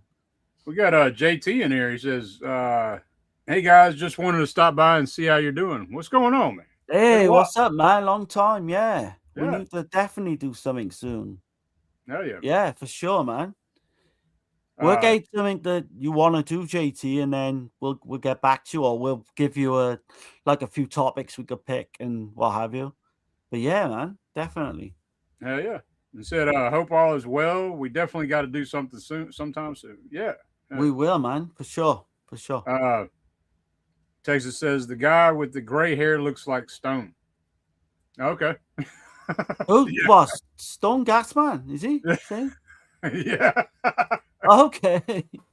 Definitely. Yeah. Let me know some ideas you think of. Cool, man. Yeah. Yeah, we'll have a chat after the stream, me and Turk, and yeah, we'll get back to you, man. For sure, man. For sure. Well, now I got some stuff already down on the board, man. We'll talk about it. But I was sitting there watching Stephen Thrower, and you know who Stephen Thrower looks like? Go on. Fucking Tex, man. Him and Tex look alike. Kinda. Tex? Kinda. Yeah. Oh, Tex from the chat? Yeah, man. Yeah. I've never picked up on man. that. Like he's the UK version of Tex, man. Kind of Okay. crazy. Yeah. Okay. I just want to say as well, like JT's doing some fucking great stuff. Some of those interviews he's got, man, and he's doing, like, keep up the good work, man. Because we need more people like you for sure. For sure, man. Hell yeah. But yeah, man, where do we get started on Mania? Where do we fucking start with this one, man? I mean, I can. It's basically a gothic grindhouse scientific experimentation madness filled with hallucinatory echoes into sadistic cruelty. Fucking. And there's way much more as well. Unhinged visual chaos. Everybody in the film's a fucking asshole piece of shit. Yeah. None of the characters are likable. They're all fucking assholes. Like. Yeah, pretty much. I mean, it's meant to be that way. You know what I mean? With the exception of that kind of fucking mute deaf girl. Oh yeah, which we'll come on to, but yeah, she's not a piece of shit.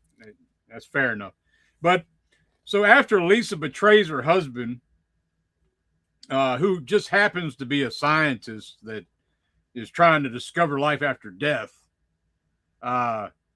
she has an opportunity to save his life, and she's just like, don't do it. And like, she's happy that he's fucking dying, and she's fucking around on him with his twin brother. Like, it's fucked up, man. Like, that's like the scene from fucking So Sweet, So Dead. Yeah. When they could stop that one character could stop the murderer from killing his fucking wife. And his wife's, yeah. I think it's wife in it is about to be killed, and he just lets her. Yeah, but the killer, right? This one, man, like, so it's got a really interesting backstory as well. I don't know if you looked into it. Fucking crazy. When I'll mention it afterwards. I can mention it as we go. But some of the shit, how this was made, is fucking beyond belief, man. Okay. Yeah. So this stars Brad Houston as Professor Breck. Plays the dual role with Germano, their brothers. Ivana Giodan plays Katya. Isako Ravioli, I believe, he plays Lalioli. Real twin brothers, right? No. No fucking way, man. That guy, there's a real interesting story about that guy, man, I tell you. Yeah. You got Millerella Rossi, she plays Arena, and it's not the best fucking portrayal of a mute girl you will ever see. It's so fucking bad, but laughably bad. Oh, JT, yeah, it's Sepultura, man. Yeah. Yeah. We have to look at what cover it is. Yeah, I was trying to figure that one out, but I'm used to Beneath the Remains, but I had to grab it, but. Right, so go ahead. Yeah, I mean, where to start with this one, man? We could just go through some of the film, and then we'll come on to like the making of it. But there's a quote in there at the start. So when the dark shadows of the night obscure our vision of the world, only then will the mysterious abyss of the subconscious unleash the uncontrollable forces of the unconscious, and no one will know where reality ends anymore.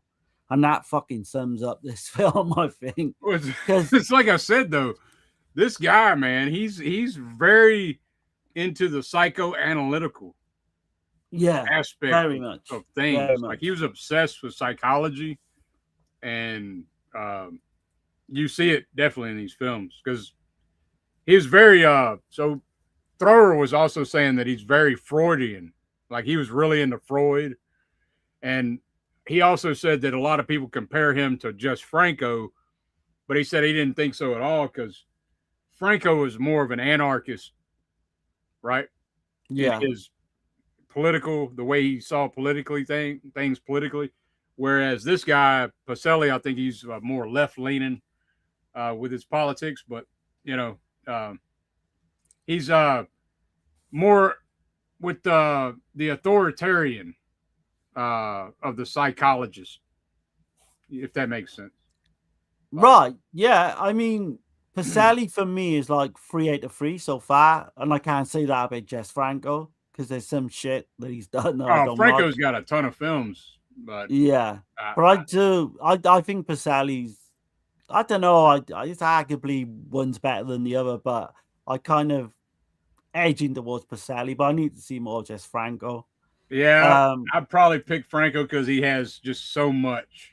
So many. I mean, Bloody Moon alone, you've got, you know, that's. Well, he's got so many fucking films too. Faceless was another good one that I love, man. So, Polselli's kind of limited on how many films he's got. but let's fucking begin with how this fucking film starts off, right? Yeah. So you've got Lisa, played by Eva Spadaro. And she's driving. She's with her like. How you like that long hair wig she got on? I mean, yeah. So just to defend, like to put like something different to the fucking flashback scene, all they do is put her on a fucking long haired wig. Yeah, that's fucking years ago. Like stark fucking bleach blonde. You know. Yeah. It looks really bad though. It does. She's out driving and she's with Lilio. And she seems really fucking unhinged from the beginning. She mentions that her husband, Professor Brett, he's dead, but he's still with her in some kind of weird way. And that's where we get a flashback then with her. She's with him. He calls her into his lab because he's like this fucking scientist. And he's working on this experiment saying that he'd be able to like cure any kind of illness known to mankind. He's telling her all this shit, and she's just like, yeah, whatever. Yeah. She's not even paying attention. Like a blank expression on her face. And he tells her, like, you're the inspiration while I'm living life the way I am and all this shit. Like, yeah, every thought is of you and all this shit, right? And she, which we know early on as well, is blatantly fucking shagging his fucking brother behind it. Up on the rooftop. Yeah, and it's a well-known thing as well because his assistant, the one girl who becomes kind of fucking deaf and mute, I don't know how that works, trauma, but what have you. But she's literally trying to like cover up this affair, and he comes up the steps, doesn't he, towards, you know, to uncover it's so crazy, man. It's fucking. He pulls out a fucking plastic bag, just starts for no reason, and she like ends up with like all blood, doesn't she? In the we wonder if she's dead at this point, but she's not. Splatters out the bag, and there's no explanation to why she survived or anything. Like I thought she was a dead motherfucker, man. I don't know if that's a continuity error, whether they originally were going to kill her off, right? But they keep it all in the film, like, and it does. Yeah, it's. I guess that's how she turned mute. Oh yeah, it's that's the trauma. The trauma of that apparently turns you to go fucking mute and deaf at the same time. With blood spatting out all over the plastic. But crazy the shit. Guy, that actor who's playing the fucking Jewel, oh man, he hams it up, doesn't he, for the camera? Like, he's fucking one of the worst actors you'll ever see. But the story about that is he put all the money into the film. Oh. He literally said, look, I'll fucking put all the money into the film as long as you make me the protagonist. And like Polselli's like, oh, okay. But then he literally fucking... But see, that's right up his alley because he likes people that don't... He likes non-actors. He can completely control them all the way. He can direct them. Full of fucking non-actors, I would say. Yeah. So. But to add insult to injury, the guy kind of run off with $7 million fucking, like, he cashed a check for $7 million apparently that Polselli put up. And Polselli said that to get that money back, he went to like a horse racing meeting and fucking won 7,600,000 lira. Damn. Like, yeah, it's a weird story, man. Crazy. But you got the scene early on as well, right? She's in the car, so they're driving. Right. And this car seems to be following them. And they slow down and they look inside. And there's no fucking body. It's like driving. A ghost is driving this car. Yeah, it's like Herbie. Herbie Goes Bananas. Yeah, exactly. I love that scene. And Roberto Curtis shits all over it in the book. Yeah. I think there's a charm to that scene. It's so off the fucking wall. Yeah, because at first the guy don't believe her. He's like, oh, you know, whatever. And then they stop, get out at one point. They do, yeah. They kind of almost get run off the road as well at one point. Yeah, because the car goes way ahead of them and just stops and shit. Yeah. They almost run into the motherfucker. like I don't know, man. I fucking loved it, man. But then, so we work out, like, she's thinking she's so fucking deranged. Like, she thinks this is her dead husband driving the car. And I suppose that's the kind of what they were going for, like the director was going for. But again, then we get this flashback of what really happened to her husband, where, needless to say, there was like a fire in his lab. And he's in this lab, and it's kind of downstairs in their apartment or what have you. And there's some kind of like fucking wheel barrel mixer or something where Polselli was trying to make it out to be some kind of futuristic scientific experiment thing. He's got all this. But it's just a mixer, apparently, they were using. Yeah, concrete mixer. Yeah. But he dies in this big, elaborate type fire, doesn't he? And she got a chance of saving him and just fucking. What do you think about her with her fucking, like, she's grabbing the damn keys and she's all like I love it, man. And then she bites her hand that way too. You're like, what the fuck, man? So his brother Germano, for some reason, gets in there, doesn't he? And he fucking ends up kind of saving him, bringing him out, but he's dead. I suppose he's dead at this point. He's all burned up and shit, and he's on the floor. We got a super chat, man. Oh, nice ones. Yeah, I think it's the first super chat we ever got, man. Appreciate it, JT. He said, keep up the good stuff as always, guys. We need as many fans of Italian cinema talking about these classics as possible. Absolutely. Oh, cheers, man. Thanks a lot for that. Same to you, man. I'd say we're both trying to, like, both our channels are trying to keep this going, these Italian films and all that. And yeah, man, we will get back to you. We'll definitely do something soon. Let me run through the chat right quick, Darren. Yeah. Acres of Movies, excellent movie. Thanks from Stacy. Not a problem. Hey, what's up, Stacy? And JT says, I like when certain directors use a lot of non-actors in their films. Larry Clark is one who comes to mind immediately. He used very few professional actors. I mean, it's got a charm to it when they do that, I think. It's like a blank canvas that they can completely control, like. Oh yeah. Let's see. He did those 2 cannibal films, which aren't too bad from what I remember. Okay. Yeah. I don't know. We got a cannibal stream coming up, hopefully, soon as well. He's talking about Franco. Bloody Moon is fantastic. Yeah. Franco, was a unique mind to say the least. But yeah, you do see those psychological aspects. I haven't seen nearly enough of Franco's films. I'm the same. I've not seen a lot. I love Faceless too, man. Faceless is a banger. I love the Dracula film from 1970. I did like that as well. And Klaus Kinski's fucking crazy. There was that one we covered you didn't like, the one there. Was it Night of the Assassin? That was that Spanish Spanish set. The Spanish set. I didn't care for that one too much. I didn't mind that one. It was a bit hokey, but I kind of liked it. Faceless Rules. Hell yeah, man. Yeah. Yeah, appreciate you again on that super chat, man. That's crazy. That's the first one we ever That's got. the first one ever, man. So yeah, that goes down in history. Yeah, cheers, man. Let's see it. Chris said JT would like to do the pod with us too, Darren. Great channel. Yeah, definitely, man. Yeah, bring it on. I say. Let's see. Fat Pig says, I also like the awful Dr. Orloff. Yeah, I have that over here. I still haven't watched it. Well, yeah, I have watched it. I watched that shit. Yeah.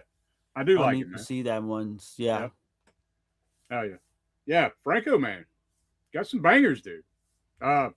What's the one? The ones in Soledad are fucking great. I know we're getting off track a little bit. She killed in ecstasy. She killed in ecstasy, man. Yeah, I do like that one a lot. Yeah. There's several with Soledad Vampiros Lesbos.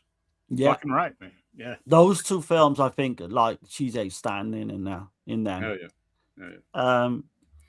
But yeah, this one, man, going back to this one. So you've got all that going on in the first like 10 minutes.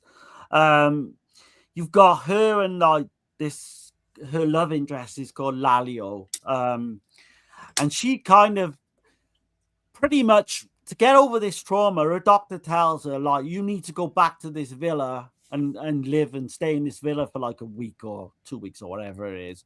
And Germano's still there. You've got the weird stuff with fucking so here's like this Dr. Brack's assistant goes there with her, doesn't she, to stay. You've got Katia, you've got Arana, this fucking the girl who's seen them fucking, who got all this trauma going on. She's deaf and dumb. So you've got all these in this villa. You've got some weird shit going on with the wheelchair where he kind of runs his wheelchair over this poor girl like twice during the film. She opens that gate. Just so fucking funny, man. Yeah, she opens that gate and he's like, "Why'd you open the gate?" And he starts fucking just torturing her with his fucking wheelchair. And she's all like this, and she can't speak. She's like, And I'm just like, "What the hell, bitch? Get up and knock just that motherfucker push the over. Fucking guy over, man. That's the way it works. Kick him in the fucking head. Shit. But yeah, Lisa gets sent this kind of this little box, didn't she, in this parcel with like a coffin in it. I don't know why that was. Maybe was it the coffin of her husband? I don't fucking know. It's never really explained. I don't think. Yeah, I don't say, but it's something to do with him, and it has something to do with his experiments. He has figured out the key to life and death, obviously. Yeah. It looks like a little miniature his coffin, doesn't it? I guess, but it's weird. Yeah. So you've got all the funny shit with this Germano character because he warns the boyfriend off. He doesn't want him in the villa, and he's like, fucking, this, I'm living here and all that. His makeup, like the burns on his makeup, is so fucking hokey, man. It looks so fucking fake and shit.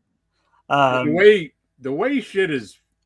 I mean, it's done on purpose, but sometimes it'll go out of focus. It'll go out of focus on shit that's up front. Yeah. And it'll be focused in on shit that's in the back. It fucks you up when you're watching. Like in all three of the films. I know. It's there's some like effective shit in this. I don't know about you, but it does. There's one scene right early on where she sees like her dead fucking husband, like all burnt up and shit, come into the window, and they show like his footprints, and like it is pretty much like done in the Whip and the Body Bava's film, but in this it kind of works. This kind of reminds me of it puts me in the mind of Shock too, Mario Bava's Shock. Yeah, I can see that. See that definitely.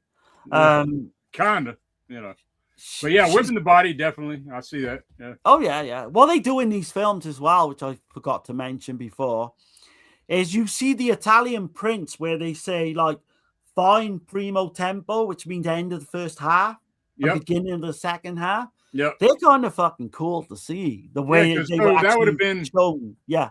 That would have been in the theater when you go get your refreshments. You get your popcorn and your You get your 15-minute interval where you got drink your or ice whatever. cream and shit. Or Yeah, would I have been- mean, would so have been cool. a plate of would have been like a plate of spaghetti, or what? Would have been? Yeah. I mean, I don't know why they don't do that more on these releases. You know, give us that kind of version as well, just to, do you know Yeah. what I mean? Intermission. Yeah. But what's so funny is as well, this Germano character, obviously he was having an affair with this Lisa, right? But then he tries to like renew this affair, and she's like, "No, you're fucking repulsive. You're all burnt and shit. I don't want nothing to do with you." She's quite brutal about it as well. She's a bitch. All the way through and through, she's a bitch. I love all her like hallucinations she has throughout the film. Her and facial shit, man. expressions, like Yeah. some of that shit, she reminds me of Alita Valley.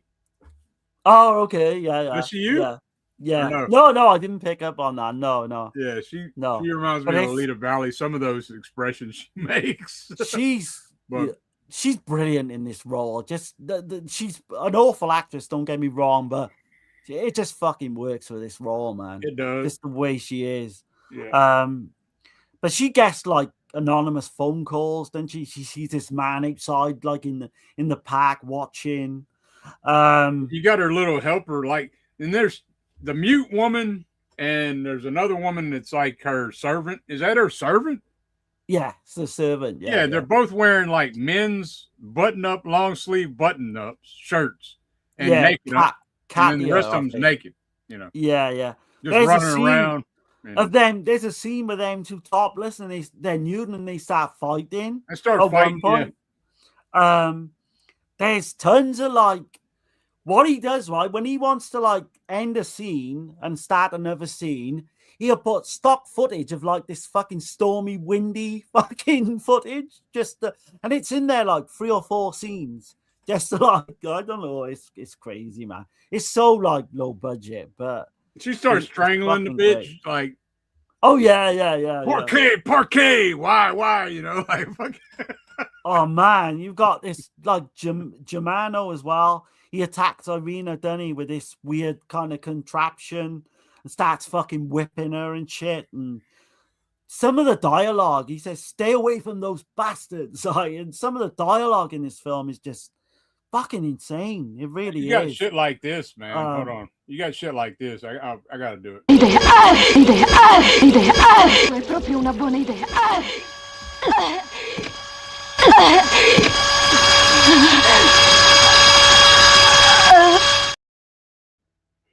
Yeah.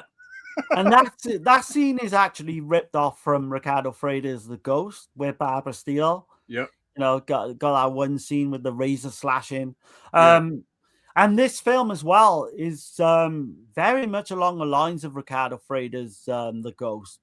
In definitely there's 2 or 3 scenes for sure. So I'm guessing it was kind of an influence. Man, it's just so fucking insane. What about the one scene where Lisa is in this like wire mesh? I don't know why, for what fucking reason, but And all these snakes fucking appear. Are they and shit. snakes or are they eels? They I don't look know. like eels, don't they? When I was Yeah. at first, I thought they were snakes, and then they look like eels. It is weird, man. For no reason, she's in this mesh. It just falls on top of her like out of out the ceiling, you know? Like It's fucking man. I mean, in order for her to like realize that her husband's dead, Germano says, "Look, I'm going to show you where he's buried and all this." But yeah, she demands to see the corpse, and then you've got that one scene with the maggots. And apparently, Polselli did that when he was doing that scene. They were trying to like work out how to do that scene. He was completely grossed out when he seen, what they did. yeah, I did hear his daughter mentioning that like he would melt butter for some of the special effects or something. I don't know what the hell's going on, but that would not surprise me, man. It's done literally on a no kind of budget, this one. Yeah. But it's so much fun, man. It really is. Like, it gets more weirder as it goes as well. Believe it or not, after that opening scene in the car, it kind of goes to places where you would never like fucking believe it would go. It's like sleazy. It's fucking, you got some kind of giallo style kills in there as well. They got fucking arenas whipped and fucking tied up. What's that thing with it? They're putting like this fucking glass box thing and almost like squeezed to death where the walls are closing in on them. Like, what the fuck, man? Well, there's also a weapon that's used. It's like this cage grabber thing. Yeah, right? yeah. But we see it in the other film too. We see it in what the fuck? What's that? We see that in Delirium, at the end of Delirium. The same damn thing, right? Yeah, we do. Yeah. Probably the same. Yeah, it's like some medieval torture grabber thing, man. I don't know what you call it, but you've got all these effects where, like, where she thinks she's seeing hallucinations, but it's actually explained later on that this guy's got some kind of remote control and he can do all these fucking effects back in 1974, apparently, which is crazy. And that's explained, you know.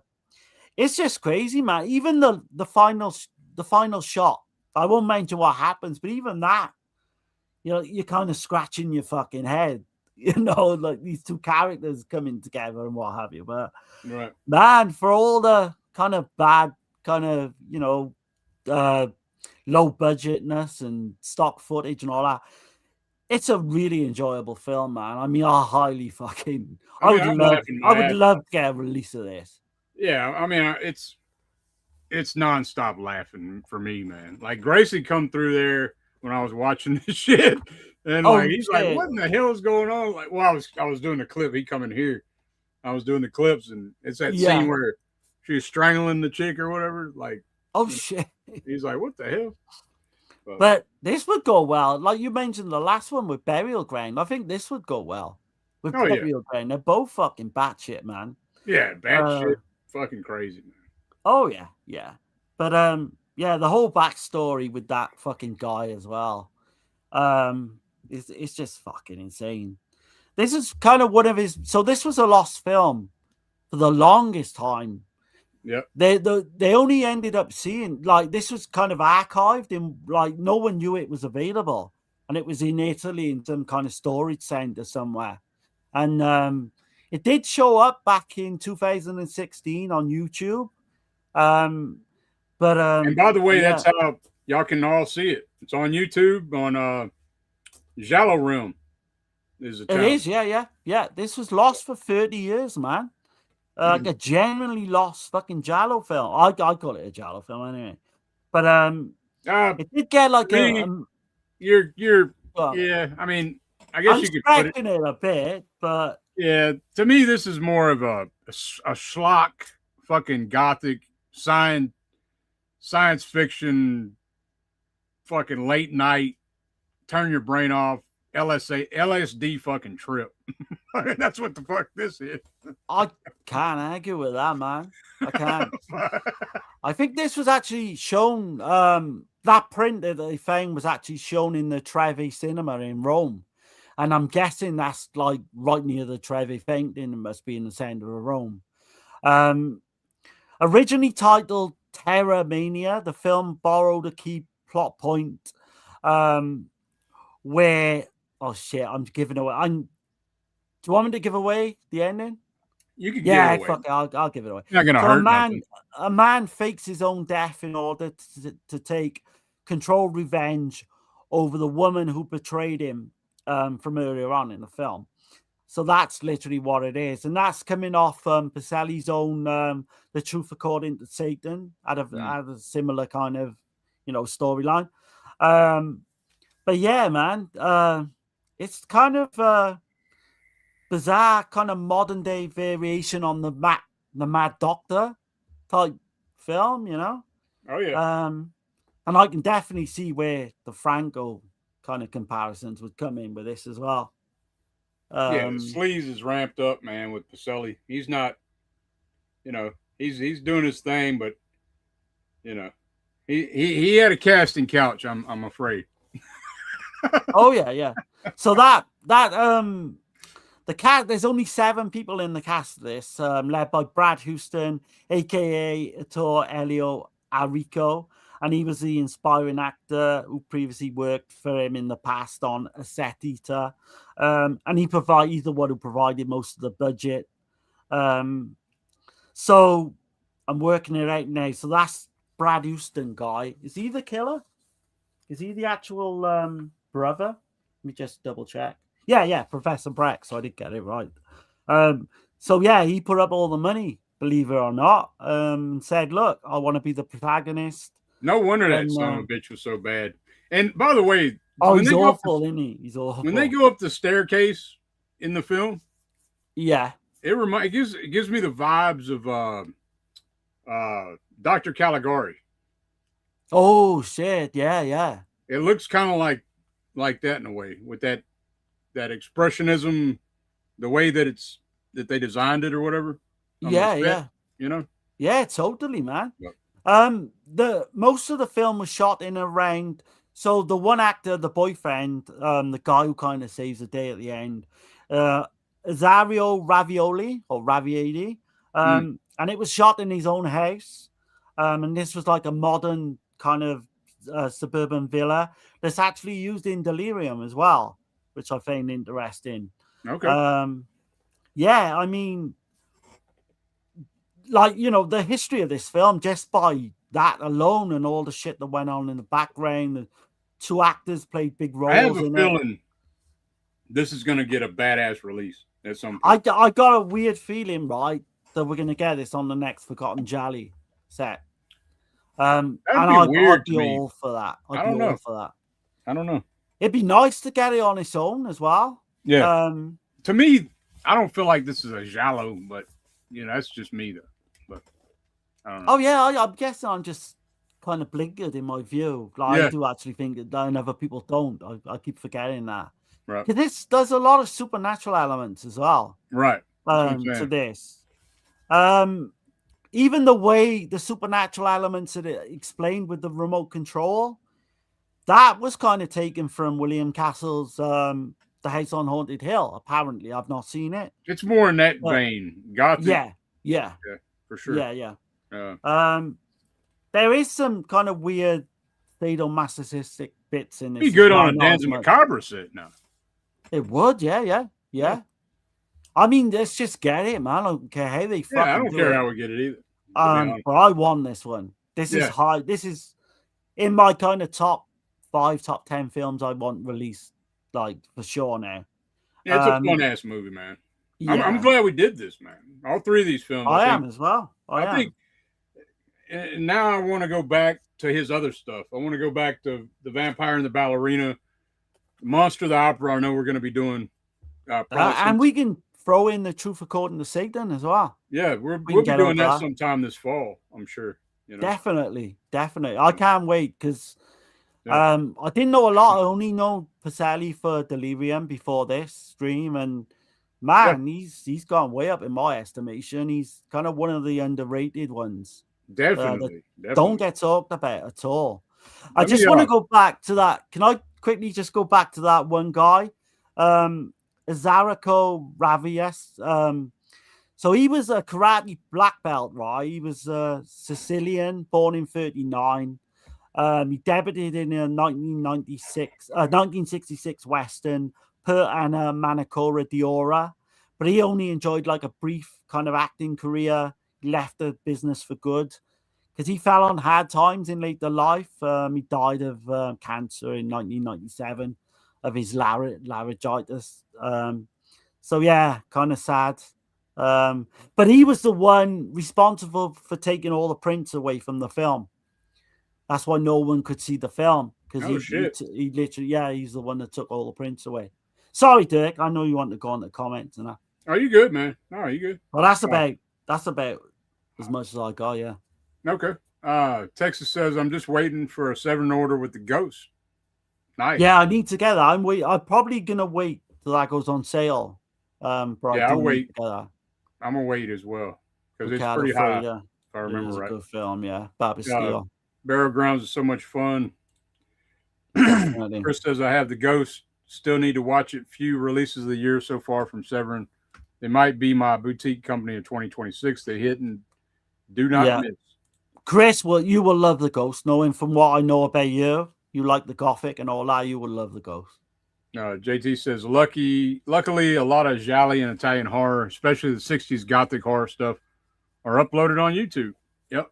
You can, yeah. There's certain websites you can get hold of it, of all this stuff as well.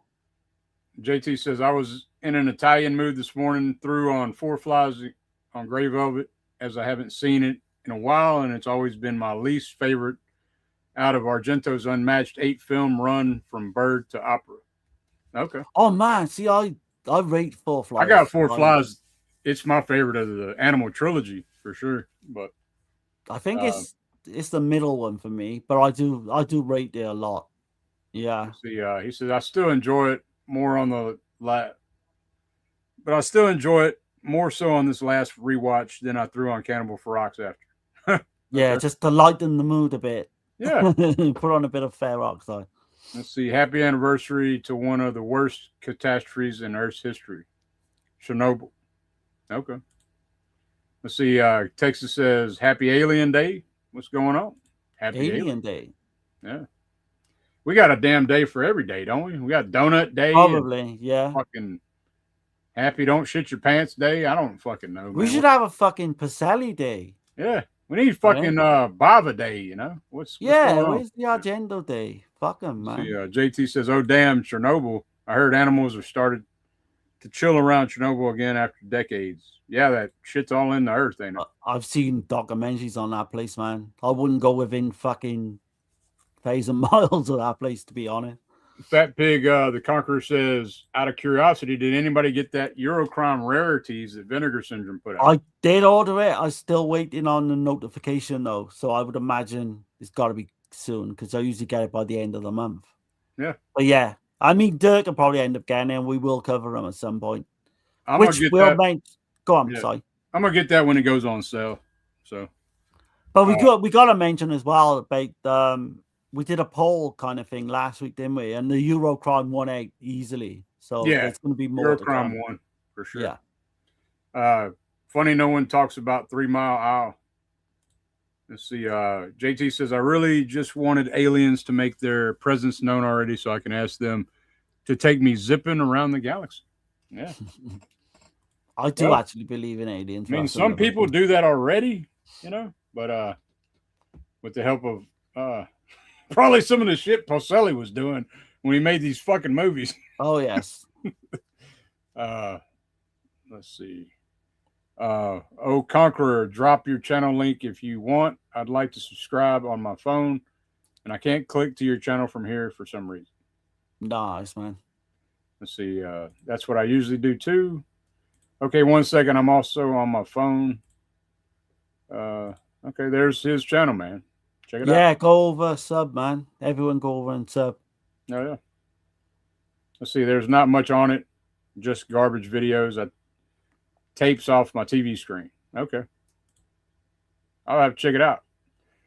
I'm writing a parody called Four Fleas on Gray Pubes. Oh, nice. Okay. That's some old porn, huh? Old people porn. So let's see. Thanks, Pig. Done and done. Four Flies is my least favorite in the trilogy, but it's grown on me. One of Farmer's best performance, but Perfume is her best. She does make Four Flies fucking great. Like her ending to that film is superb, I think. Now, see, to me, her best performance is an Autopsy. So, but that's just me.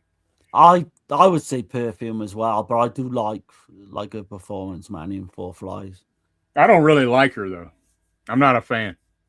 So I mean, Autopsy. you could say I do like her in It's kind of limited. The Black Cat as well, but she is limited actress, like just through facial expressions alone. She don't emote very well. No. Let's see. Fat Pig says, thanks, JT. Been following you for a while. Yeah, Chris, it has grown on me forever, and Mimsy is great in Autopsy. There you go. Yep. Another one says Autopsy. Autopsy is great. Yep. Hell yeah. It didn't. Autopsy for me, I liked it, but it doesn't. It's not one I want to go back to a lot for some reason. I need to maybe give it another go. It's one of the better. I think it's one of the better films out of all the Forgotten Giallo films. See, I didn't think that. I thought it was like maybe middle of the road. But I do like thinking about it. I do like Ray Lovelock in that film. I think he's fucking great. That's a great film, man. Go back and check it out for sure. But shit, man. Everybody have a great work week, man. Appreciate everybody in the chat. Appreciate the super chat again, man. That's awesome. Yeah, cheers, man. We'll get back to you, man. We're definitely gonna work something out. Yeah, and again with Chris with the podcast as well. If you wanna, you're more than welcome to come on that. Yeah. We'll have to throw up some titles as well, Dirk, maybe next time for some Eurocrime titles that people can kind of vote on or just let us know what they want us to see. Sure. Next week we got Kenneth and I think Stone's coming on with us too, right? Yeah. I don't know if you heard back off Stone, but he said he's going to come on. Yeah. We're going to be covering Ghost House, Witchery, and Beyond Darkness. So, man, that's going to be fucking fun. That ought to be a fun one, man, for sure. I've not seen Beyond Darkness, but like Kenneth puts it over quite a bit, so I'm looking forward to that. I haven't seen it either. That's the only one I hadn't seen. But you had some pickups, right? Oh yeah, I got a couple. All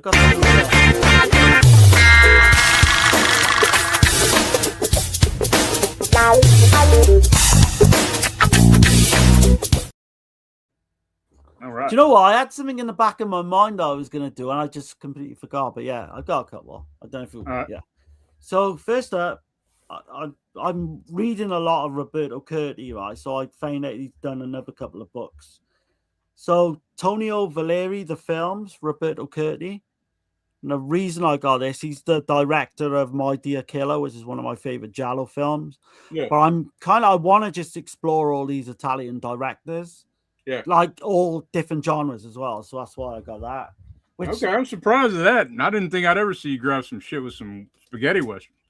Yeah, man. I'm going to give it a go, man. And hopefully it'll reunite me into like wanting to watch these as well. So you've got Mavericks of Italian Cinema, 1940s to the 2000s. And this covers, right? And I'll tell you what this covers, right? This covers all a series of directors. So you've got Giulio Questi. You've got Brunello Rondi, Pia Capi, Alberto Cavalloni. So you've got some kind of interesting Italian directors. Kind of did some genre stuff, not always. So I'm going to be looking forward. So that's the two I got. I'm going to be looking forward to reading these before long. Hell yeah, man! I see you're representing the Brazil tonight. Oh yeah, my favorite football team. Well, I mean, I'm a big fan of the Gracie Jiu-Jitsu, Brazilian Jiu-Jitsu. But anyway, yeah. Oh man. yeah. So the only thing I got, man, was Vinegar Syndrome. They were kind enough. I reached out to them. They sent me another box, man. The other box had a ding in it. I know that's kind of like petty, whatever. But I mean, these here, all the rest of them are in pristine condition, and they sent me a free one. I said, I don't need the films again. Just send me the nice, enjoyable cardboard there, that everybody shits their pants about. So. JT's asking whether it's the Fragasso one or D'Amato. It is the Fragasso one. Beyond Darkness. Yeah, not the D'Amato. Ernesto talked a bit about Valeri. Okay, that's interesting, man. Let's see it. Talked about a bit about Valeri as My Name Is Nobody is one of his favorite films from his scripts. Okay. That's so fucking cool that you got to like interview Ernesto Gastaldi, man. Props to you, man. That is fucking awesome. That's my favorite writer of all these. Like, yeah, for sure. That's fucking killer. And I think the lead actress in The Sister of Ursula as well that he's going to be interviewing. JT's saying I'll have the Barbara Magnolfi that's the out one. probably Thursday night. We're recording that morning. Awesome. Holy shit, man. Yeah. If you get a chance, ask her about Mark Perel if she's okay with that. Because I know he obviously passed away through a drug overdose. But he was married to her during that film. So yeah, I'd like to know a little bit more about that. But yeah, but just tread a bit carefully because I don't want to bring up, bad things for her. Like, hell yeah. Well, man, y'all have a great week, man. Appreciate everybody in the chat.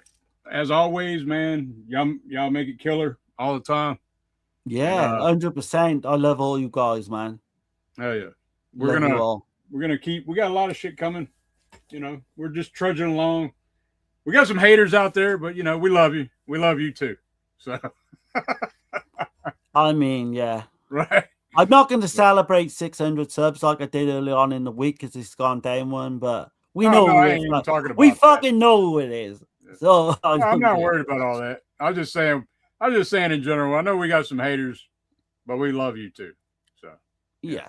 Keep it. It's all about coming. the love. It's all about the love. Do whatever makes you fucking happy. You know what I'm saying? Like, if you feel good about it, then if you like it, I love it.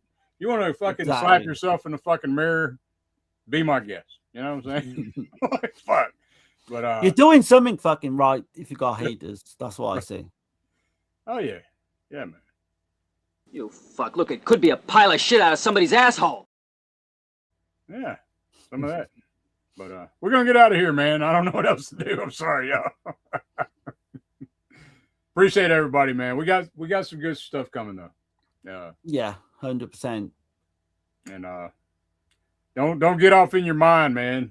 I'll say that, man. There's a lot of people get off in their own head and start doing fucked up shit. Don't be one of them people, you know. Watch some Italian horror, man. Fuck the haters and watch Italian horror. That's what I say. Yeah, there you go. Have a good night, guys. Fucked up planet. Later, y'all. Happy Bye, guys. Ta-ra. If there was any whiskey left, this would be a good time to drink it. Right. Save the tea and yogurt for breakfast.